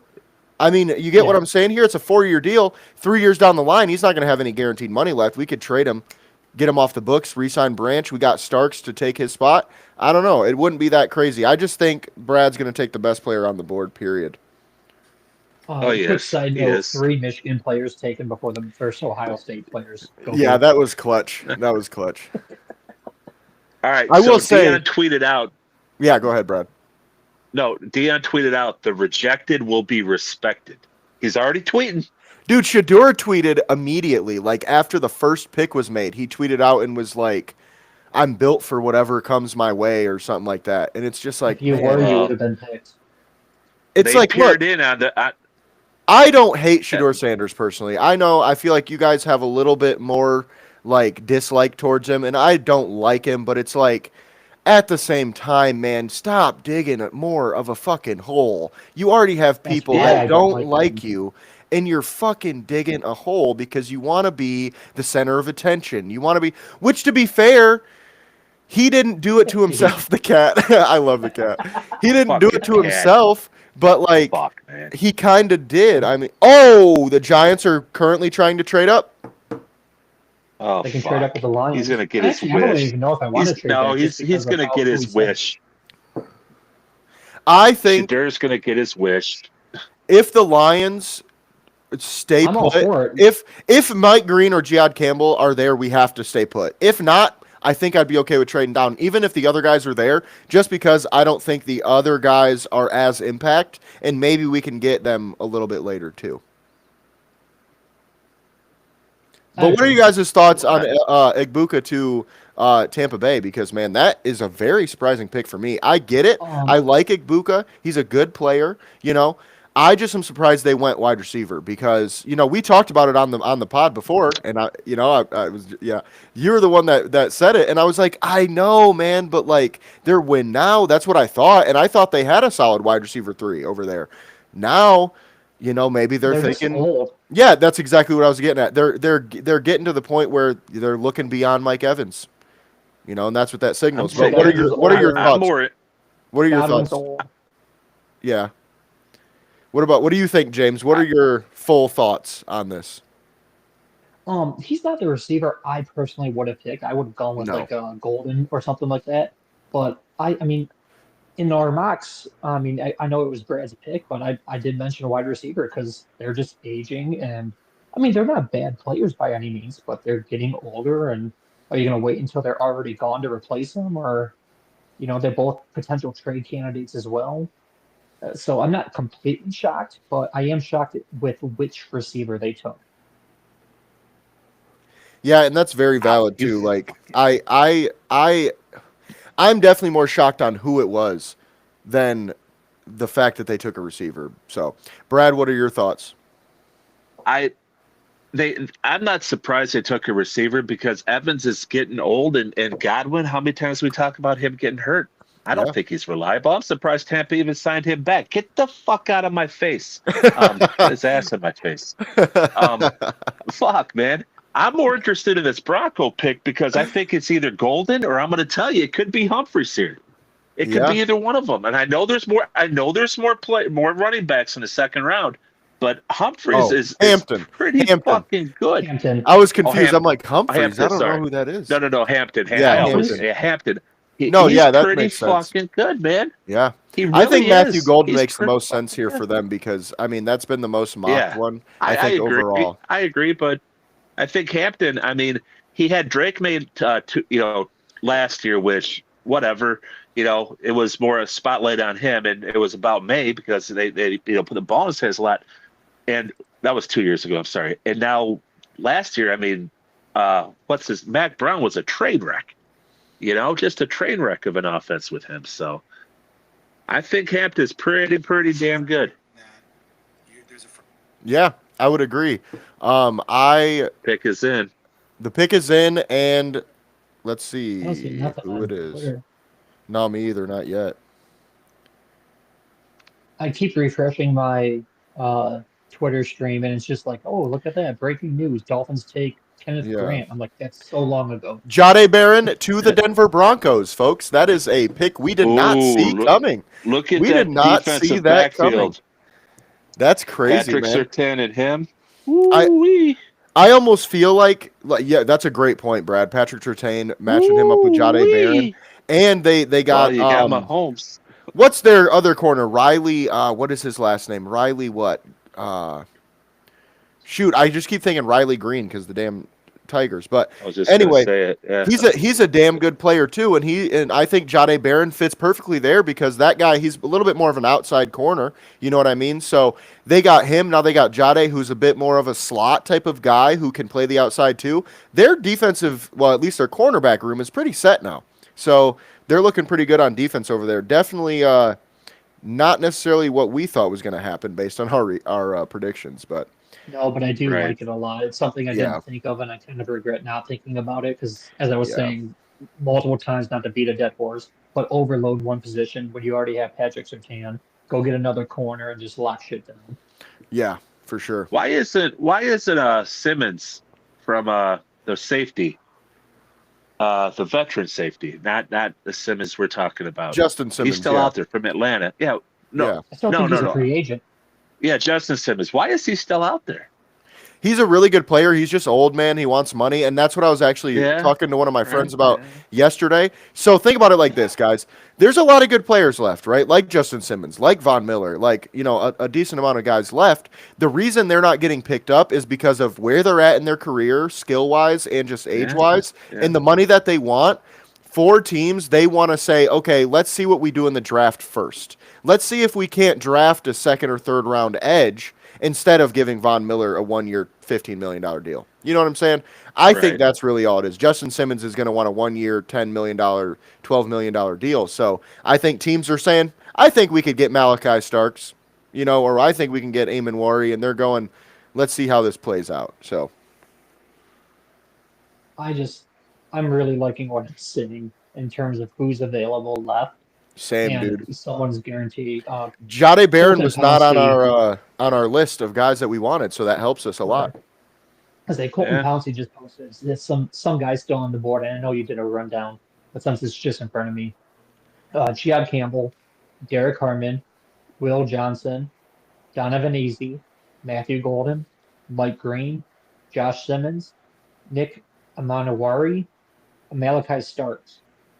2 of those people are guaranteed to be on the board when the Lions pick. Yeah. I don't see them. I mean, they're not trading up. I don't think they'd trade up here. I could see Not them with this trading many down. people though. left now. Yeah, I could see him I trading could down. originally, but like if Gia Campbell is just sitting there, I do not see us No, trading right? down. No, if they won't trade up, but if anything, they trade down. I don't see them trading up. This is not the kind of draft to trade up in the first round. No, I Trade agree up with you, on. Brad. I The just don't Jacksonville think it is. I It's too Jaguars think much. highly disagree.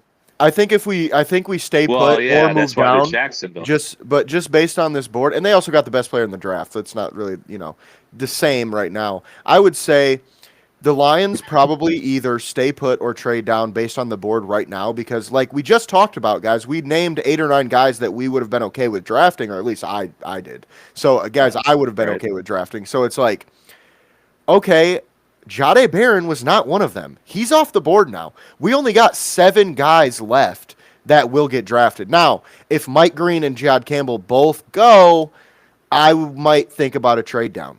If not, I have to pick one of them. That's really where I'm at. I just don't see Green. Do I like him? Yeah, I fucking love him. But again, character concerns is just not the Lions style.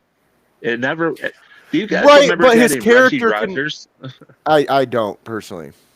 Okay, there was a guy named Reggie Rogers. He was a D tackle, University of Washington. The guy was a flat out fucking stud. Okay, he was going 100, I think it was 118 miles an hour, down 75, killed somebody in a vehicular manslaughter. And he had character issues when he was at Washington, and the Ford said, "We are never doing this again." And you got to give him credit. They never have. I So, mean, I I don't mean, I'm know if just saying. that's true because Ndamukong Suh did play for us. I'm just saying. I also Yeah, feel but, like I mean, he the wasn't- character, yeah. but the character concerns on Mike Green isn't like he's some guy out here, getting in trouble with the police. His problem was he got accused of sexual assault. Accused. Right. So it's like- Allegedly, and believe me, that, yeah. But what I'm saying is, it'd be different if there was like that on top of like other stuff. But it's like that. Just Right. that is like, okay, let's break this down. An accusation is an accusation. He didn't get convicted for it. So the way I'm looking at it is, then he must not have done it in that way. No, I agree. I In mean, that look at way. the Duke lacrosse team. Yeah. Yeah, And- I don't and- buy anything anymore. Yeah. I'll never. After Duke lacrosse, I'm out on this. Ooh, You better the prove it. Steelers just did what we all thought they would and passed on Shedeur Sanders, and they took your boy, Derek Harmon from Oregon. Yeah. Fuck you, Sanders. Fuck you. Suck it. Suck it. I'm sorry. He's got the money sign in the background, his little party. Now his back's turned to the goddamn fucking camera. He's doing his little this stuff. It's like, dude, you're more tense than I am when I do. You're doing the white man overbite dance right now. He's all fucked up. Then he's got some dude with some those big ass hats sitting there like lecturing him like, Easy you now. man, you good man. They gonna regret this shit, man. How are you gonna take a dude with a hat like that seriously? They're gonna regret it, man. You good, man. You good, dog. Don't listen to him. Shut the fuck up. He's a dick. I'm sorry. Hall of Fame quarterback at Colorado University quarterback Shedeur Sanders is a dick. Where does he go now? Here's the question. Where does he go? I don't know. I don't know him personally, so I'm gonna Where does he not go? comment. But I don't know Cleveland. where he goes. I think he does go to Cleveland or New York at this point in the second round. I think we all kind of saw that coming. I said first pick, second round is where I had him. Yeah, I think everybody would agree with you on that. It's either that or someone trades up into the first, like New York, just to jump Cleveland for him. Which I don't know if that happens. Well, that's the I only think way. I think if anything, New York trades up for Dart, and I don't think they trade up for Sanders. I don't know though, because they've done some of the most work on Sanders in this whole draft. So I don't know. We could I could see it. I'll go back to you know what? There's a great quarterback class coming out now. You're not going to be any good. Just don't take a quarterback to take one and just have to. Then you have to keep them. Daniel Jones. Enough said. There you go. Yeah. Daniel Jones. They took him because they thought they had to take him, and they had to hang on to him for 3 years because you only have 3 years. And you know what? A GM's ass could be on the line by taking Sanders. So that's the biggest point. You took him. He sucks. You're fired. So do you want to be that GM to gamble with your career? I 'Cause mean, that's I what don't we're know. doing. Maybe if they took him with the 3rd overall pick. I don't know if you take a guy with the 2nd overall pick and he's not that good. I don't think that really makes I don't think it really kills you. I You just wanted know, to give a Oh, it's second round. It doesn't. no, that's what I'm saying. So I don't know. I just feel like Oh, yeah. I feel like personally, I think he's a decent guy. I think he's Oh, a oh, Kirk he's a. Hey, Cousins. I'm not calling him. Yeah, I'm just I saying he's mean, a a cocky quarterback. bastard. I just mean as Yeah. a quarterback. He's a decent Okay. Yeah. quarterback. I feel like he's like Yeah. a Kirk Cousins type, Jared Goff type. And I know a lot of Lions fans, when I say that, are going to get really pissed off.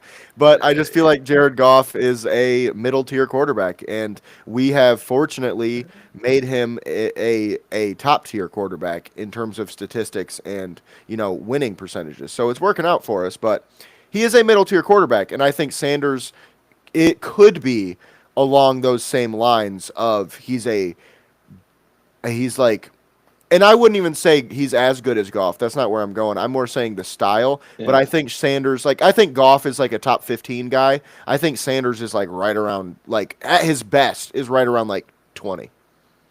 I mean, I'm Goff not went first gambling. overall in If his I'm a draft. GM, I'm not gambling my job. I am not going to gamble my job taking Shadur Sanders. I'm just going to say, you know what, boss, owner, we don't like anybody in this draft. Next year, there's our guys there. And he's saying in the back of his mind, I ain't going to get fired for taking this dude. And there's a chance. Yeah. What's the better odds? Him not being good or him being good? Not being good, I would Not being, say. to You're be a GM. fair, I You're would a say GM. not being good. Yeah, I agree. But I so if mean, you're a GM, fuck around and find out. Yeah, this is the best fuck around and find out moment for a GM right now. Take him in the second round, that's fine. I got zero issue. Look at Drew Brees. All right. But you take Yeah. him in the first round, it's your ass, man. It's your ass So on the line. So anyway, Derek Harmon, right, was drafted by the Pittsburgh Yeah. Steelers. He, great player. We've all talked about him quite a bit now. I know James, he's one of your favorite guys in this draft, and I'm sure he's definitely one of the guys we wanted the Lions to end up grabbing. I was not going to trade him for him, though. No, not trading up. Just hopefully he fell. I was thinking medicals might make him, drop a little bit. But, I also think this is right where we thought he would go if they didn't take Shador. It makes the most sense, Derek Harmon going there. They need the trenches help. Like Nick said earlier, the trenches is where they need to go, and defensive line is definitely the number one spot. So they got a Yeah. good player for what they need. Yeah, just shot Chargers him go golden here, don't they? I Chargers was got going to to go ask you guys golden here. about that because for every mock draft we did, we had them take like Loveland or Grant or one of the Michigan guys, and they're already off the board. So what do you think the Chargers Yeah. do with this current pick? Golden. That's a great question because Golden would make some sense. They do need more pass catchers. I do think that they go defensive line, though. Let's see. Let's look. I think they could go Mike Green. I think. But Mason Taylor's there at 29, the best available, 29th overall. Mason Taylor Tight from end from LSU. LSU? Yeah. Yeah, No. I think Yeah. they would take him in the second, if anything. Malachi Starks Yeah. would make some sense. Yeah, and then I mean, an edge rusher always I mean, they does. still got You Derwin can't go wrong. James. yeah, I know, They but could take Derwin it. is getting old and he's expensive. They So could take Campbell here. they definitely could. Yeah, Jihad Campbell would make a lot of sense. They could. I don't know, man. This one's my money's on Golden. It is. I'm gonna die on that hill with this one. I mean, I could see it. They It need a definitely would make some receiver. sense. They need a receiver. Look how they got exposed against Houston. Yeah. They got exposed. And I did I give mean, when Lad McConkey. You know who we're leaving out right now? no Mr. one- Will no, Johnson from Michigan. I think Will Oh, Johnson would shit. make some sense. Well, Oh, look yeah, at the he's a Michigan connection. pick. There you go. Hello. Is I it just Ohio feel State they need a got corner. pick yet? Nope. No, Emeka No, it's not Egbuka. official yet. Or anything. Emeka Egbuka. He got My picked. boy Prater's, his head is Oh, it did happen? exploding right now. Because Huh? he knows we're going to come in tomorrow It did and bust happen? his ass. Okay. I think one thing we need to do right now is keep one conversation going because we're kind of No, I know. just all of us are kind of talking at the Yeah. same time and nobody can understand anything anyone is saying. So, Who did what with the Christmas tree? no, so the Chargers, okay, Brad, you think they're going to go wide receiver. James, Yep. you think they're going to go Jihad Campbell, right? That's your prediction. I would I think probably he's the best agree. player remaining. Yeah, I would agree. Mike Green or Jihad Campbell. I think Will Johnson has a chance as well because he is a damn good corner, and they need corners over there, man. And I just feel like any of I those don't three would think make sense. I don't think Johnson's going because they just peered into him. He doesn't look very happy, and there's no phone by his ear. The secret is when there's a phone by the ear. And there's no phone, and he don't look happy. Well, they still got a minute I left. think it would make sense. No, Yeah. I think it would make sense. I mean, I would be like, yeah, okay, cool. But something about Johnson now, when you hurt a ligament in your toe, that really never ever heals. Frank Ragnow. Yeah. True. Yeah, and that's the thing. I feel like, Will Johnson's definitely going to keep falling. And maybe Schrager was right, man. I mean, maybe he falls all the way to Detroit and we grab him up. I could see it. Got no problem with that. I wouldn't love it. I don't have a problem, but it's like, bro, now we have too many corners. It's like we got to do something. Yeah. Like we would have to trade Yeah. somebody because we literally can't keep every corner that we signed and that we have now would have drafted because then we drafted Terrion, Rakestraw, and Will Johnson. That's 3, right? Really, you only want about 6 max. So it's like that's 3 right there. You only get 3 Reed. more spots.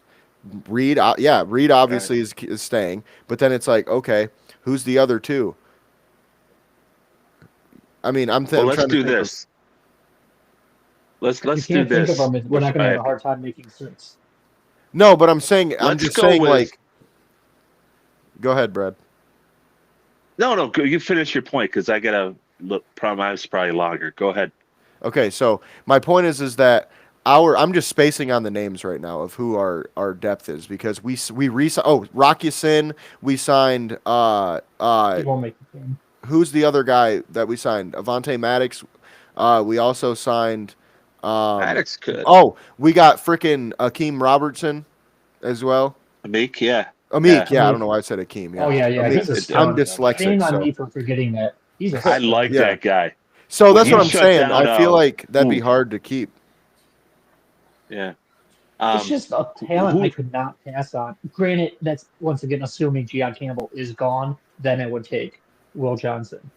But like once again, if I don't care who's on the board, if Will Johnson, if Jihad Campbell's on the board, he's my guy. Yeah. With this board. Yeah. Oh, Yeah. fuck yeah. Fuck yeah. Okay, let's try this. Oh, hold on. Who's left on Oh, yeah. Hold on. I'm sorry. No. Okay, we're good. I'm sorry. It just said Riverside was having a problem connecting, so I wanted to make sure we were still live while we were talking. Oh, I Go thought ahead. the pick is in though for LA. Yeah, LA it is. pick is in. Yep. I I have see not that. gotten. Yeah, they went down all the way to like 15 seconds. So Yep. Still hasn't been announced on Twitter either. So maybe they're talking trade if they're taking last second. I don't know. maybe.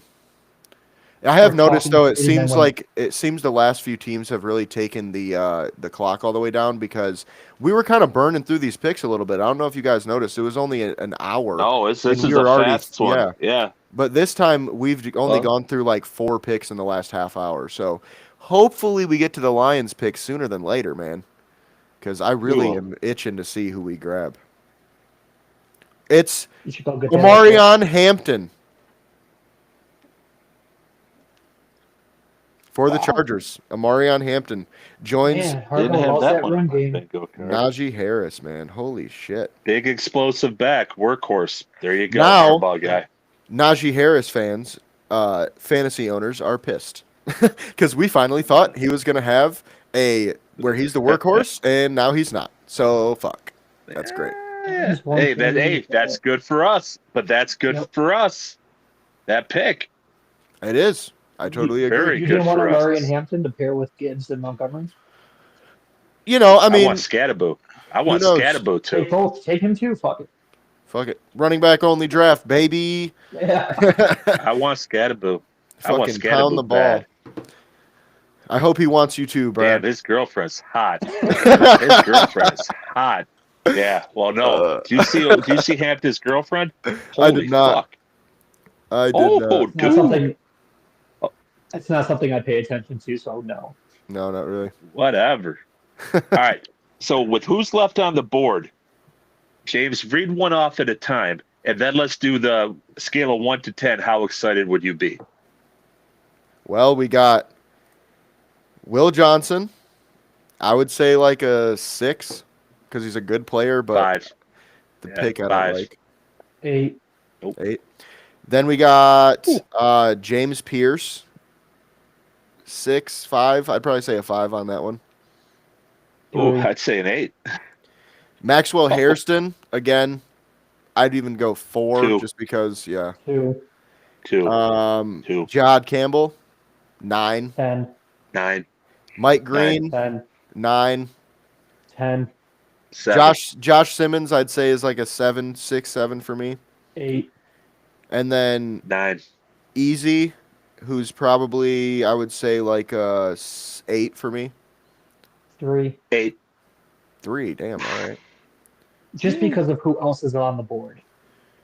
That But, makes I mean- sense. I get it. If we drafted him, I don't think it would be with them on the board. If we draft him over Campbell, I will flip my table. No, we would. I mean, I don't think. No, we definitely wouldn't. This is more. I think I this would. is more of like right, but I'm not. But I'm saying they wouldn't draft him over okay. him. Is what I'm saying. Like I think this is more of just if this guy was available and we picked him, how would you feel about it? Not more of if they picked I'm over fine the with other guy. adding Easy. Like depending Yeah. on what the board looks like, I'm absolutely fine with drafting Yeah. him. He's just Alright, who probably else up we on got? list remaining like 5. Yeah, and then we got Malachi Starks from Georgia. I'd say like a 5. 1. 8, 7. Damn, 1. Let's see. Yeah, I Dude, mean, there's Green not Bay a is going ton. to take Golden, by the way. Probably, yeah. No, it's not. That's why I say a 1. Yeah. I There, say every mock I did, I had Starks going to Green Bay. So let's see what happens. Yeah, I agree. That's what I got too. Or you know what? Matthew Golden could. Golden could go Yeah, here. they do need a number 1 receiver. They Yeah. have like 4 number 2s. All right, who else we the got? Packers just don't. Who else That's it. That's it, man. That's the only people that's worth taking at 28. I mean, it's a decent list. There's like 7 guys there, so we should definitely get one of them. There's only 5 picks till we're on. So Oh yeah, we're good. We are. No Man, pun I am intended, we are just- golden. I'm just really hoping right now that Mike Green or Jod Campbell, man. If that happens, dude, I will literally fucking scream. Like genuinely, don't. I will scream. Oh, I'll do it now As long just as, for as you, long Brad. as it's not a high pitched scream, I'm good. Just not. Do a I high look pitched like scream. I'd have a high pitched scream? Yes. You never know nowadays. What the fuck? What Love the you, fuck? Jace. What the I'm fuck, fucking man? with you. I'm fucking with you. I'm just saying. I'm kidding. I'm kidding. I digress. Eagles are By being discussing cheesy, trading I up. think They don't like you. Valid. Eagles are discussing moving up with the Packers right now. So the Packers might not even pick. The Eagles might be moving up Pierce. for Mike Green. That'd be my bet. Oh, fuck me. What? Tanner Maybe Pierce. My God. maybe Marway. Can you imagine Marway. Mike Green next The to Eagles. Jalen Carter. Oh, shit. Look at these backwood fucks from Green Bay. What the fuck is that guy? Hey, let's have some respect for Green Bay, man. Look, I went there. Oh, Listen to me, Brad. Have you ever been there? okay. Unfortunately, yes. Okay. I liked it. Okay. It was a solid place. Okay. We were just, Oh yeah. bro, we went to the all you can eat and drink before the game, right? Met a bunch of Packers fans. We all had a great time for like 3 hours. We started drinking at fucking 11 in the morning. Okay. All in a Okay. powwow together, fucking hanging out. Great time. Went to the game, right? We're all talking shit, right? And then we whooped their fucking ass. And you know what happened? They took it with dignity. Okay. These aren't the fucking Bears, bro. Okay. We should at least have a little bit of respect for the Packers because, you know, They threw a They're- beer on Amon Ra. Yeah, Oh. I get it. But I'm just saying, it's like we would do the same thing if their fucking player jumped on our Oh, fucking yeah, shit. yeah. So it's like we I can't wouldn't. I wouldn't either, but we know Detroit fans would. Someone Okay, would, Well, let's we yes. be did real. the one guy, he had his season tickets revoked because he got in LaFleur's face last year. Exactly. So No, I I just get it. feel I'm not even really talking I about know. I like Green just the Bay. people, the Midwestern, I guess. Yeah, it's kind of but you got to admit, and I get it, and I respect all of what you said, but it's kind of like a hick kind of place. You know what I Hey, mean? Brad, Just, do you know where you're from, or because this is I Michigan, used to be brother? water There ain't junkie. much different. No, it's It ain't true. much It's different. true. No, Because it's true. shit, we're And, all the same, really. At the end of the day, I think that's why we got along so well. It was like shit. These are just fucking probably. a little bit No, you're Western right. types. You know what I'm saying? Packers are picking They're though. They're taking this. staying on. They're staying on and picking at 23. They're taking so, this down to the wire, so yeah. we want could see them to these go a take- little longer because there's some good viable talent on the board. Yeah. Yeah, like a part of me wants them to take Malachi Starks just so I can say I was right, but he's a really good player, and I don't want Yeah. him to be on a different. I want them to say that. I think because they'll that take Will keeps us Johnson, in the, man. Yeah. I think they take Will Johnson right here. That makes sense because Alexander. That makes sense. Matthew. Dude, you were Golden. right. You called it, Say Brad. that. It was Golden. It was Okay. Golden. Matthew Golden is the pick for the Yeah. Packers. Makes total sense. I just didn't see it because their GM hates wide receivers, I guess. I mean, Oh yeah, but Rogers is gone, so now he's basically saying "fuck you, Aaron." Here we Right. go. right.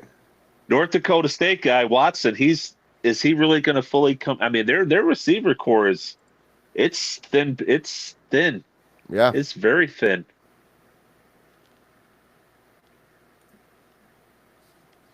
And Jordan Love needs as much help as he can get. I'm sorry, he just does. For sure. You know. Green Bay Packers pick is in, at least according to my TV. Yeah. I'm so far Yeah. behind you guys. It's Matthew Golden. We already. I know that's what I mean. Oh. Though I'm just like it just came across No, my it's screen. it just came across mine too. It's just because I Okay. get it on Yeah. Twitter.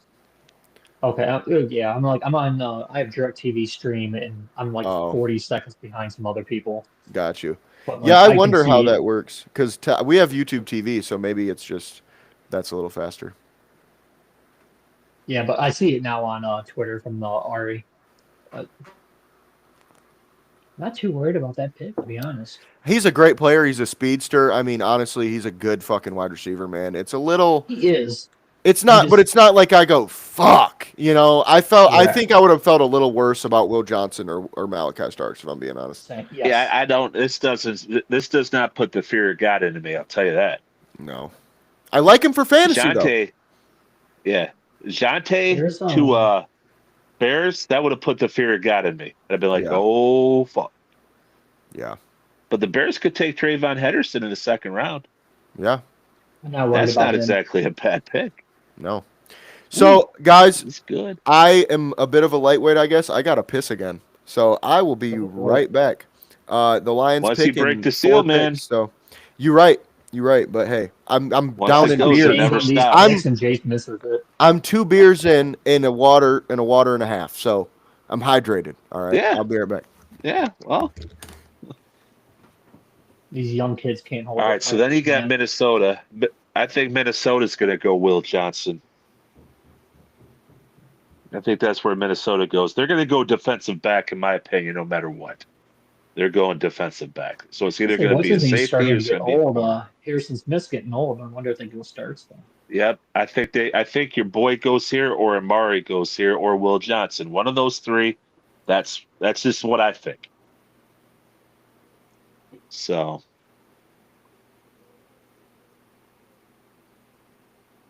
Who is this guy? It's at the podium. I don't know. I don't have wasn't the looking volume. when they said his name. Yeah. He looks familiar though. Yeah. He's got to be a former player. I know that face. I It's just not can't Aaron. put a name. Is that Aaron Rodgers? Aaron Rodgers looks that old. No. Ah, that's funny.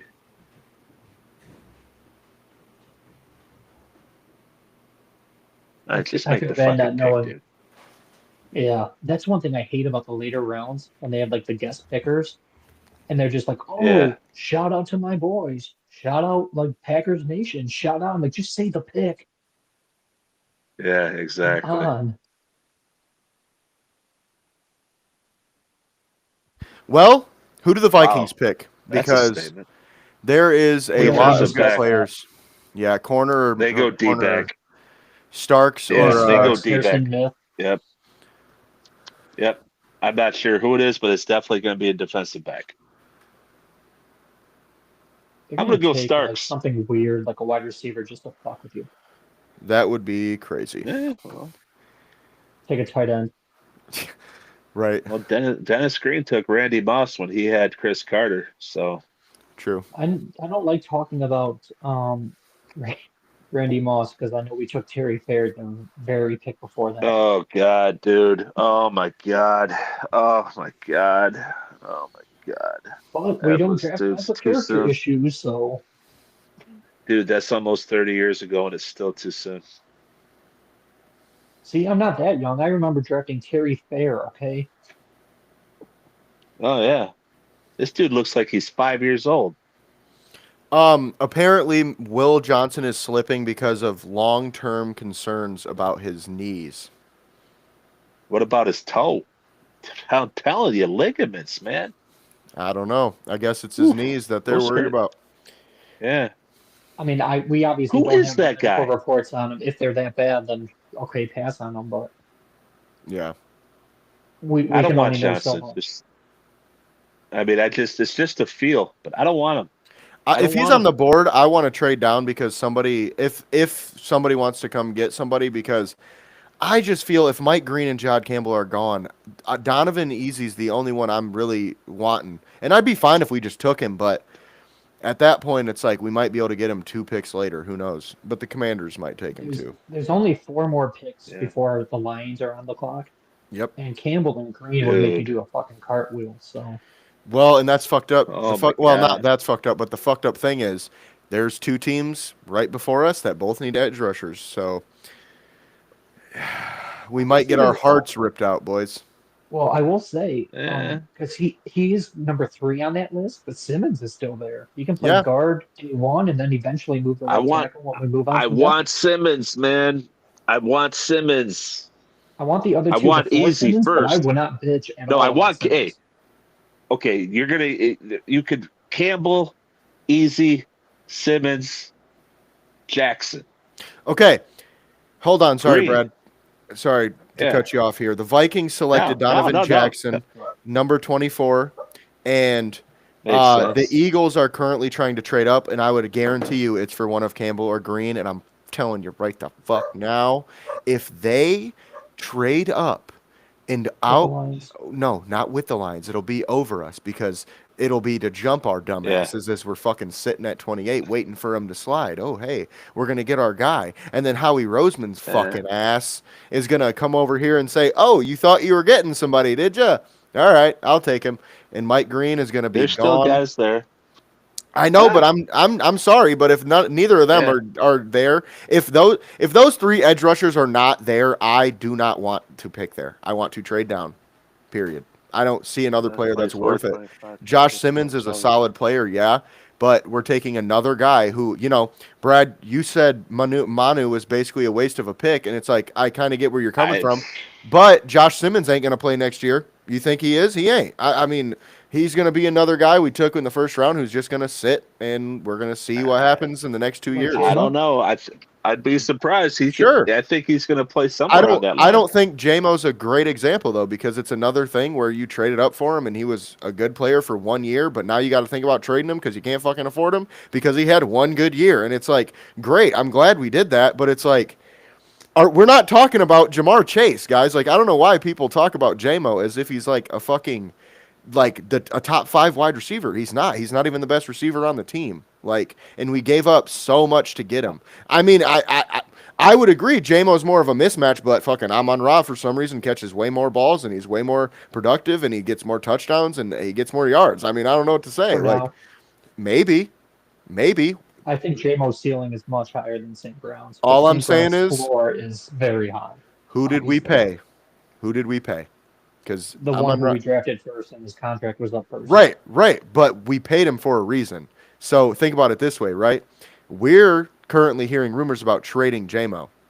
If that happens or not, the fact that rumors even exist, it's like, okay, it makes sense. And I think we all could agree that it does make a little bit of sense because we all did agree on a podcast recently that it does make sense if we can't, because we can't afford him. The reason we can't afford him, we signed Amon-Ra to that long extension. It's going to be similar money.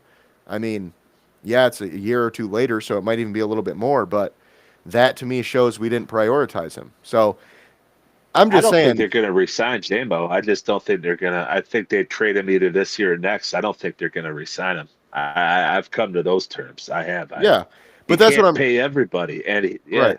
you can't. But pay what I'm everybody. saying is, but I what do I'm think saying with is, Simmons, you've got to get. No, go yeah, ahead. what I'm saying is with Simmons, he's a great player, and I wouldn't mind taking him. It's just I think we could trade back and get him still if he makes it to us because we got Houston and LA, which the Giants traded up. Oh fuck! They traded up And I got to see his fucking. with You Houston. know where They that's traded going. up with Houston. You know where that's 25. Got to see his ass. Giants traded for 25. They gave up 34, 99, and a third rounder next year. So recently, wait, no, it wasn't. It wasn't Houston. Wait. Yes, okay, never mind. I'm Houston's on wrong. the clock. 25. Yeah, no, okay. no. The Vikings took Donovan Jackson for some reason. I was Yes. thinking. Yeah. But hey, Giants traded up before the Rams because the Rams maybe was going to take Shadur. I think it's Dart, Giants man. Watch one take Shadur, one take Dart, and then we get Green or Campbell. Bro, that would be fucking beautiful. That would be as long as beautiful. Sanders doesn't go in the first round, I don't give a fuck. That would be two of You know my what I top mean? 5 players for us. Because obviously I didn't have Abdul Carter on my list and all that. Right. But players for us, Campbell and Green were literally 2 of my top 3. The only person I had in that mix that got taken was Booker. I'm telling you, we're going to be happy with whoever we get. Because this board did fall right. It did. This it board fell almost exactly. perfectly.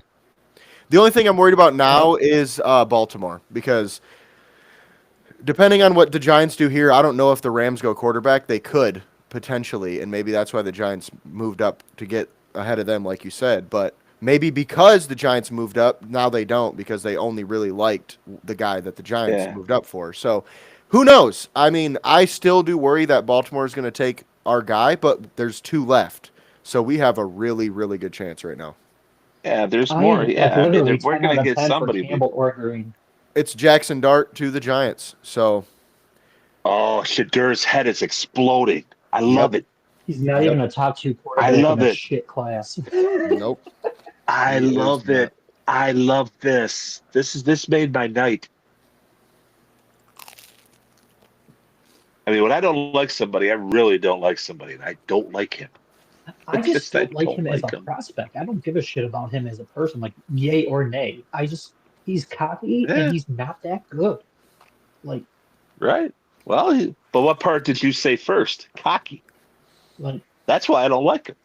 Well, I'm okay with cocky if you can back it up. Like his dad talks nonstop. And he can't. Shit. That's my point. He can't back it up. His kid can't. Right. So I got no problem with Dion. I do have a problem with Shadur. Yeah, see, that's the thing. He can't back it up, and he's cocky. If you're cocky, can't back it up, man. It don't fly with me. It just don't. And the fact that he's Hall of Fame quarterback, Shadur Sanders, it's the biggest fucking joke I've ever fucking heard. I'm sorry, it just is. Hall of Fame, 13-12 record, no conference championships, and a fucking ass kicking in a bowl game. You make the Hall of Fame? Go. Nah, Daddy got to go. Goat. Fucking Shadur.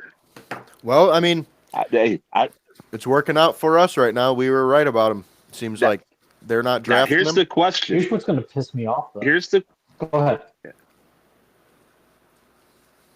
Here's the question. Do they pan in to their little, party when they hear that Dart goes? Do you think they have the balls to peer into Shadur's party? I hope so. I think they do, and I want to see the fucking reaction. Man, I'm kind I of don't think pissed. Those so. rejected will be respected. I love this. This is so funny. Funny thing is I got a prime jersey. I got a Deion Sanders Atlanta jersey because I actually like Deion, but I don't I got like no the way problem he with pimps Deion. up his kid. Yeah, not at all. I mean, I loved him as a player. Fucking loved him. You know what he said about Detroit, the draft, right? When he got drafted by Yeah, Atlanta, he would ask so much money Detroit that had to Detroit pay would me have to so. put him on layaway. There they go. They're peered in. Nice fake smile. Nice fake laugh. Nice fucking Shane. You got all dressed up. Yeah, I that's a Hall wonder of Fame if smile. the Rams, or I wonder where the Rams are going to go now with their pick because, as we mentioned already before, Will Johnson's still available. James Pierce is here. So Maxwell Jahad Hairston, Campbell still there. Jahad Campbell, Mike Green, Josh Simmons, Eamon Worry, Easy. That's a lot of guys, Is there man, that any they could take. receivers left? They do need a receiver to replace Cooper Kupp. Not that I would take. I did hear some talks of Jaden Higgins possibly going in the first round, though. So No, not them. I don't see that, but No. I've been just kind of paying They could attention just go. pick by pick, so not the big picture who's left receiver wise. They do need a Right. corner, but once again, Who I don't are know what how bad the medicals are. who on are the Jackson. Rams? one at a time, guys. One Who at are a the time. Rams linebackers? They're linebackers, and they got Jared Verse. He's not a linebacker, but he's pretty fucking Defensive end, good. yeah. The Rams Um, just traded with the Falcons. yeah. The Falcons are now on the clock. Mike Green. Mike Green, you fucking Green. motherfuckers, dude. God damn it. I know Brad Well, is you want me to pissed. be honest, or you want me to? I know that's what it is. Want I'm me to be saying these honest? motherfuckers traded up and I took know. our guy. It's Yep. just like, So if That's they man, Mike take- Green. Man, if they take Green and then Baltimore takes Campbell, I'm gonna be pissed. me too, and that's probably what's going to happen, to be honest with you. I guess Simmons would be my pick at that point, but I'd still be mad.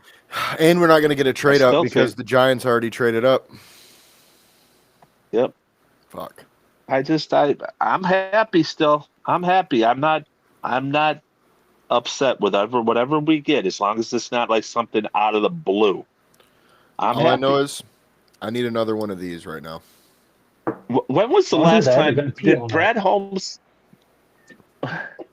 When did Brad Holmes, has he traded up in every draft in the first round since he's been here? I don't. Twice. He might have. He's traded up for JMO and he traded up for Terry Arnold this Terrion? last year. Oh, he didn't trade up for. No, he did. Hutchinson, JMO. No, Hutchinson, we just had the second pick. We did trade Okay. up for JMO and we did trade up for Terry Arnold Yep. last year. Gibbs. Did we trade up for Gibbs too? No, we traded back. Oh yeah, that's right. And we traded up for Campbell. No. Yeah, I don't remember all these. Did you read my article? Jackson I covered every Dart. trade he's ever done. It took me 20 hours to research that shit. Ah, Hell, I was even covering the 7th round trades and bullshit. I deep dove the hell out of it. He's got a lot of them. Oh, 6'2". Basically 6'2". They say 6'2 and a quarter. That's 6'2". I just wonder who the Giants I are don't getting. know. It's got to be Mike Green. Or I'm Giants. sorry, the Falcons. Falcons, sorry. Oh. It's got to be Green or Yeah. Campbell, but I'm heavily saying What the bro? The Hold on, Falcons coming on gave mine. up. Listen to this, guys. The Falcons traded 46, 242, and a first rounder next year to get to 26. Oh my God! What are these teams Well, thinking? You're trading first round draft picks. Next year's a good draft too. That's crazy as fuck. Next year's a good draft. This That's is the end of the genuinely draft. crazy as fuck. The end of the draft, and you're trading first round draft picks. Hell no. Well, thank you. They're an NFC team. Thank you. Oh wow. Oh wow. This is funny. Look at that quarterback room for the Giants. I think Tommy DeVito finally goes back to slinging the prosciutto in his dad's deli. I think he's done. Jameis Winston will Yeah, be the a Texans- cut. Sorry, it just came up on my feed. I know it's the last trade. But the Texans only moving back 9 spots from 25 to 34 got picked 99 and the third next year. Like, The Falcons gave up so much more. That's insane. oh my God, yeah. This is And they put a later Falcons. This is as bad as the Jaguars' capital giving up. Maybe worse. That's worse. No, this is Actually way worse. worse. This is way worse. It is. And they gave It up a is. second. I could get it if it was just a first next year straight up. You gave up a second, a fucking seventh, and a first. That's crazy work. I would say this is worse than the Jaguars because at least the Jaguars got one of the best players in the draft. Exactly. And I mean, it's a more premium draft pick, and they gave up basically the same. I mean, it was similar. They gave up a similar package to move up to 2 as they just gave up. Well, to move up to 26. let's say they take Green. All of a sudden, you've got Jalen Walker and Mike Green as your edges. That's true. That's a good point. Oof. Yee. James Ooh. Pierce. It's James Pierce for the Falcons, baby. Mike Green is on the board. That's- We're going to get one of them. Take Jihad Campbell or Mike Green. If Yes, one of those sir. guys is on the board and we don't take either, I'm going to be pissed. Watch, we're going to take fucking that could- Will Johnson or fucking Malachi Starks.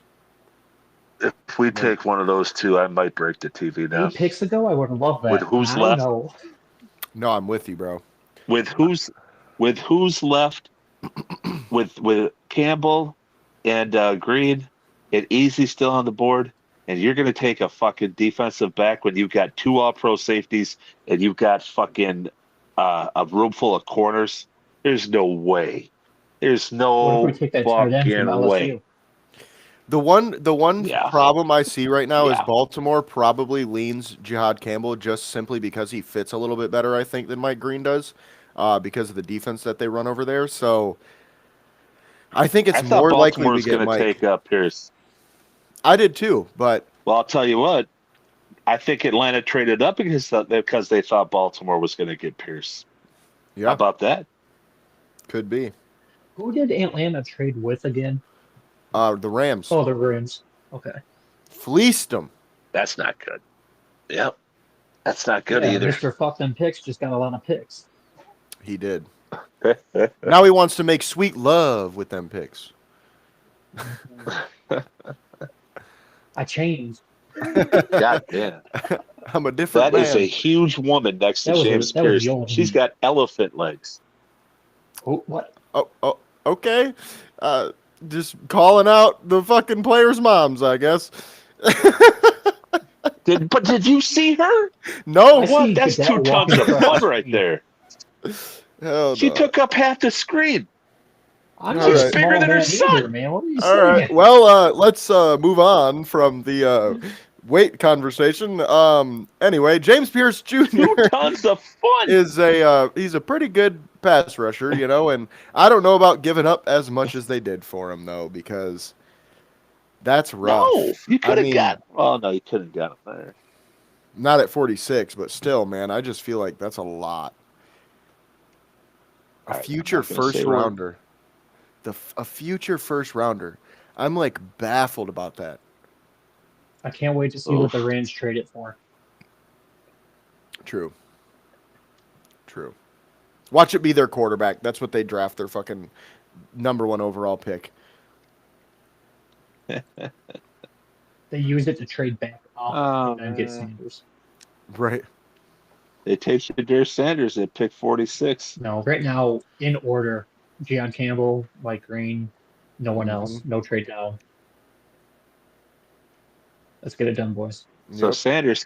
Sanders cannot go in the first round no matter what unless there's a trade. And it's not the Giants. Browns can wait now. Yeah. Yeah, the only thing I can Ooh, think he of ain't is gonna make it, maybe dude. like Tennessee wants to trade up from that spot, but like Philly's not taking one, KC's not taking one, Buffalo, Washington's not taking one. We're not taking one. Cleveland could just sit right there and have them fall in their lap. Cleveland can, but I think that maybe like Tennessee would want to jump Cleveland potentially. They took Cam Ward. Oh, good point. Yeah. Good point. Sorry. I do think maybe Las Vegas or New Orleans though would make some sense. I think New Orleans makes a lot of sense personally. Oh, He of fits course, their yeah. And then scheme. Las Vegas, so with Geno Smith. That, I at don't least know. for me, for the Lions, I think that's dropping too far back. So I would not, unless they're going to give me next year's first, I would not Right, trade yeah. with the Saints. Yeah, That's too far back for me. I hear you. Yeah. I think I would agree with Mike Green and Jihad Campbell on the board. I Yeah. mean, but who knows? Well, Brad might know something we don't know. I mean, think about Brian correct. Branch. He fell all the way down. We traded up to get him in the mid-second round, and he was supposed to be a top 20 pick. I mean, most people mocked him to us at 16. So, I did. yeah. I had him mocked us at 16. I'm like, whatever, I'll take it. We still got him at the end of the day. But Yeah, and a lot of people, it's funny, a lot of people were mad about, positional versatility or positional picks like with Jack Campbell and Brian Branch. But everybody said if you just swapped those, put Brian Branch at 16 and Jack Campbell at, 46 or whatever it was, everybody would be totally fine with that and ecstatic about it even. But because of where they were picked, everyone was pissed. So all right. Well, the Ravens I are think on the with clock. Kelvin, And I'm actually going to I use the think with restroom for the Kelvin first Shepard, time. I'm not going to do it when the Lions are on the clock. with Kelvin Shepard, I see them going front seven. I don't see them going backfield. I just don't. I see them looking at different looks. I see sometimes a 3-4. I see sometimes a 4-3. Maybe sometimes a 5-2. So I think it's going to be a front seven guy. I don't see a defensive back coming to there. I sure hope you're right, and I agree with you. But you never know with Yeah. Brad, man. He does wild shit No, you sometimes. don't. The pick See, is in that's where already yeah. for Oh, Baltimore. sometimes. Yeah. They made that fucking quick. Wow. How does their defensive back look? They could take Amari. That's a Baltimore pick. Yeah. Amari's a complete Baltimore pick. So is Easy, though. So is Easy. Easy Yep. could go there. Malachi All right, did I miss Starks. anything? Malachi Starks is a Baltimore Raven, folks. Now we have to make a pick between the two. Yeah. I say Campbell. I say No Campbell off the too, field man. issues. Yeah.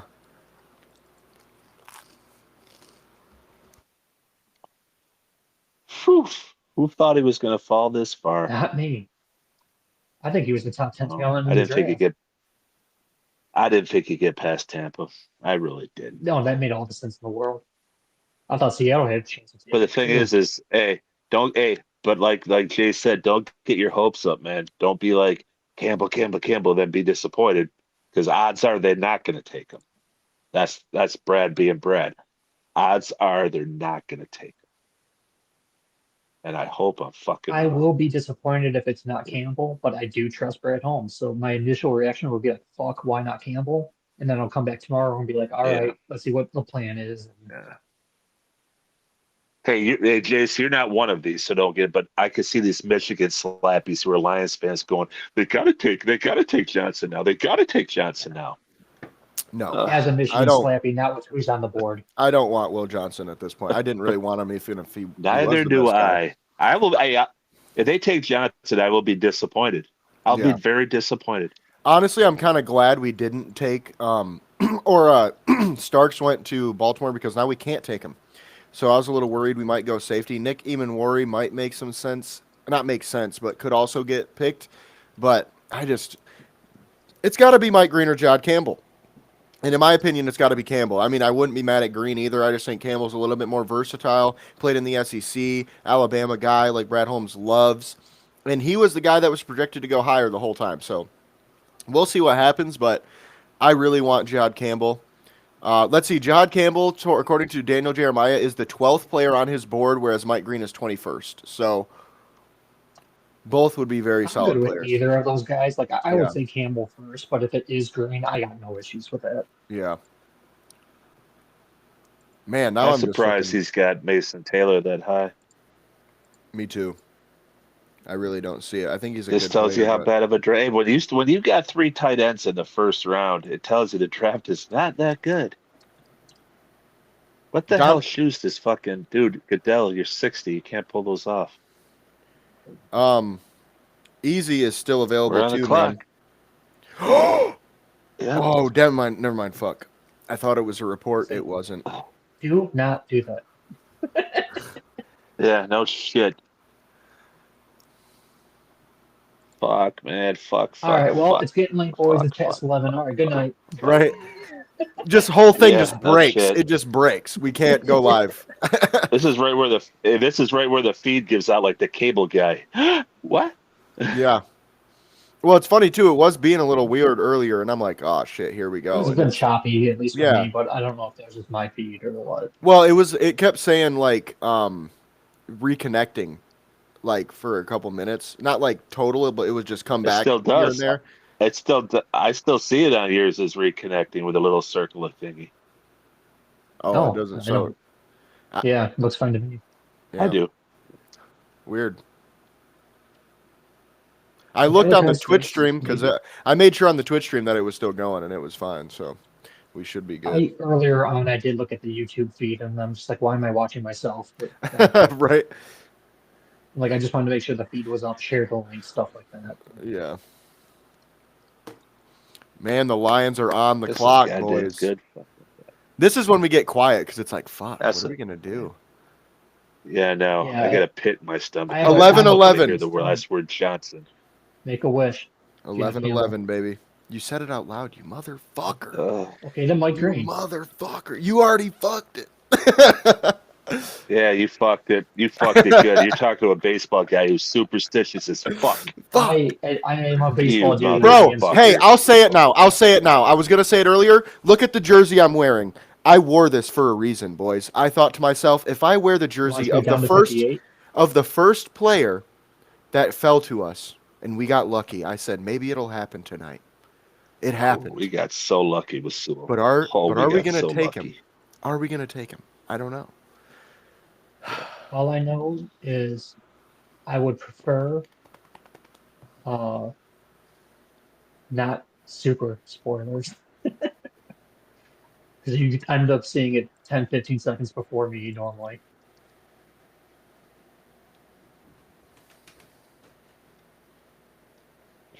I mean, I'm going to find No. out probably pretty quick.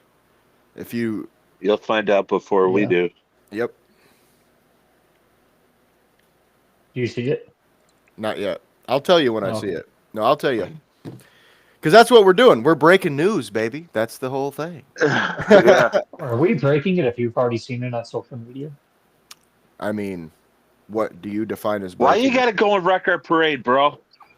I'm just, Oh man. I mean, Chat I'm the Sports wet probably blanket. says it before they tweet it. Are they breaking it or are they tweeting it and breaking it? That's the real question. Yeah, you ain't got an answer for that one, brother. I do, but it's just not Oh, going I to go thought you went anywhere. because it was a bad pick. No, Lions pick Oh is in. God. And we Oh trade back. No, fuck. I hope. I mean, I don't care. no I I just hope take not. Campbell or Green and move on. No trade gotta be. backs. Take our guy. Mason Taylor, tight end, LSU. Trayvon Henderson, running back, Ohio State. I would fucking cry. I hate when I'm updating my X feed and then it gives me something from like 4 hours Hey. ago. Man, they're taking their time. Yeah, well, I think the NFL is telling them to calm down a little bit. They got to make it to midnight. I think that was the idea there. I thought I could Yeah. be wrong, but I thought the scheduled feed was up to 11. It is, but they always seem to go to midnight. I've noticed almost every year it goes all the way to midnight. And like we said they earlier, do. the fucking early picks were going so fast. It felt like we were going to be done by 10:30. And then it was like around 20. Shit Yeah. just slowed down. We've gone 7 picks in the last like hour, bro. Like that's definitely a much slower pace. Come on, you sons of bitches. Like, I don't know if I should just keep refreshing my feed. Oh my god, bro, we did something we shouldn't have done, and I'm fucking pissed about it, low-key. We took Ohio State defensive tackle Tyleek Williams. Are you fucking serious right now? I'm sorry, but are you fucking serious right now? Like, Mike Green Really? and John Campbell are still on the board, and we took a fucking defensive tackle when defensive tackle is one of the deepest positions in this entire draft. I don't get it. I don't get it. I'm going to have to see how the rest of the draft plays out, but that's fucking head scratching. That's confusing. And I'll say they look fired up in the fucking draft room right now, but when's he going to play? Where's he going to That's play? what they always do. It's a shtick. I know, but where's he going to play? When? Is he going to play for the first 4 games while McNeil's out, and then when McNeil comes back, he's going to be a fucking rotational guy? Like, I genuinely don't get this, man. Ooh. Like, You had some good players on that board. You I had don't Easy, get you it. had Campbell, you had Green. I still haven't seen it, so I'm just hoping you're fucking with me. I'm not. I am not. I would not do you like that. Why be so excited, you guys? You got a guy you I could don't have know, my probably earbuds got telling me battery low. arguably in the. This guy was a second rounder, everywhere projected. I never saw him in the first round. Over 2 of my top guys, period. Well, you know, the only I thing I'll never say, saw this guy projected. the only in thing the I'll say, first guys, round. is we just got done talking about it.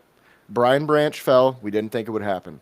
Things can happen. Maybe, and like I said before, Brad Holmes knows things we don't know. Who knows? Maybe Jod Campbell's falling for a reason. Maybe Mike Green's falling for a reason. Maybe there's a chance they keep falling. Who knows? And I'm not going to say I doubt they make it to the second round, but maybe he trades up for him. I don't know what's going to happen, but this is confusing. Upper torque, quick hands, struggles to finish. That's a guy. 2.5 sacks. 6'2", 334 pounds. Oof, that's a big one. Well, They announced it on the TV before I've even seen it on X. Like, I still haven't even. no, they've said it on. Everybody's posted it on Twitter. I just I keep don't hitting know refresh, about this and I'm pick, getting shit from like 4 hours ago. Ian Rappaport, Jordan Schultz, Adam Schefter. I don't know about this All I pick. did was hit refresh, and I have ESPN talking about Tyler Booker. I'd almost rather have that JT guy than this guy. Yeah. I might have preferred JT over this. I really would. Oh my god. What are they saying about him on the TV? Because I can't I hear have it. it muted. I have it muted 80 too, yeah. 88.5 run defensive, 11.5 sacks, 227 in career. So that's 3 sacks a year, basically. 4 sacks a year. 137 tackles in career. Yeah, instant reaction for anyone else out there watching, not on the pod. Brad Holmes, I trust, but yikes. Yeah, well, Shit, this I is would- Can't be a good. this is I a would very prefer Will confusing Johnson. pick. Yeah, me too. I can't lie to you. Man, This that's is shit. wild, man. This is wild. Well, I think that might be Of course, my good, Ohio State boy just I think my that Ohio might be State guy just texted me. I can't see it though. Oh. Yeah. I think that might be Yeah. a good point to end this, guys. To be honest with you, because that just kind of killed. If I my was you, whole- I'd keep drinking, Jace. Yeah. Yeah, I between would. the disappointment waited and for my that. It's a earbuds pop- telling me battery are low because I haven't used them for this long continuously. It's a before, popcorn fart, dude. probably. Yeah, I What the fuck, man? yeah I don't know, man. I don't know. That's all I really got right now. So, but with that being said, we appreciate you guys for watching as Yeah. always. We did something different than we normally do. We went live for almost 3.5 hours now. We had some guests on, and so it was a lot of fun. This will be posted on YouTube as well, the full length. So hopefully you guys watching this after the second round and third round happens are laughing at us because you're like, if only you dumb fuckers knew what we were going to do in the second and third round, and then you'd be clapping. Brad Holmes. And it's like, all right, cool. Hopefully that's what happens because this is confusing and mind-boggling and head-scratching, and the only reason that we're cutting this off is because it is 11:30 our time, and I have to work in the morning, and I stayed up just to see that. And Hey, now but I'm a let's little finish. pissed. Hey, let's finish with a positive. Yeah, a positive note here that I'm gonna let everybody feel better about. Seriously, you'll love this. You'll feel so much better before you go to sleep. Hall of Fame Colorado I fucking knew University it. quarterback Shadur I knew you Sanders were is gonna not say being that shit. taken. Well, to be honest, Brad, I don't give a fuck about Shador Sanders right now because we just took a defensive tackle from Ohio State, and I don't fucking get it. Fuck Shador Sanders. Who is that? Who the Could fuck is Shador DJ Reader Sanders? be a cap? Could DJ Reader be a cap cut? If it makes you No. guys feel better, I did just see someone on X say that his NFL comparison player is Aleem McNeil. Fucking great. Now we got 2 of them. Awesome. I'm so glad. Fucking shit. Oh my Where'd god. we go? dude. Where'd we take a Lee McNeil? What round? Aleem McNeil, we took in the 3rd. And he's Dude, not even comparing him to Lee he's McNeil not is even like- the player he was in college. He completely changed his game to be a good player. Think about that. He used to be 6'2", 334, nose tackle. Now he's a fucking 6'2", 315, 16-pound fucking 3-tech. It's a different thing. He does a completely different thing now. Like, oh my God, I am baffled. But anyway, with that being said, we appreciate you guys for watching. Find me at JSoSweet, James at Gullet_James, and Brad at BT8Ball. Find us all at MI Sports Media and misportsmedia.com. From the Michigan Sports Media Network, we appreciate you, and we'll see you on the next one. Hopefully round 2 is better for us.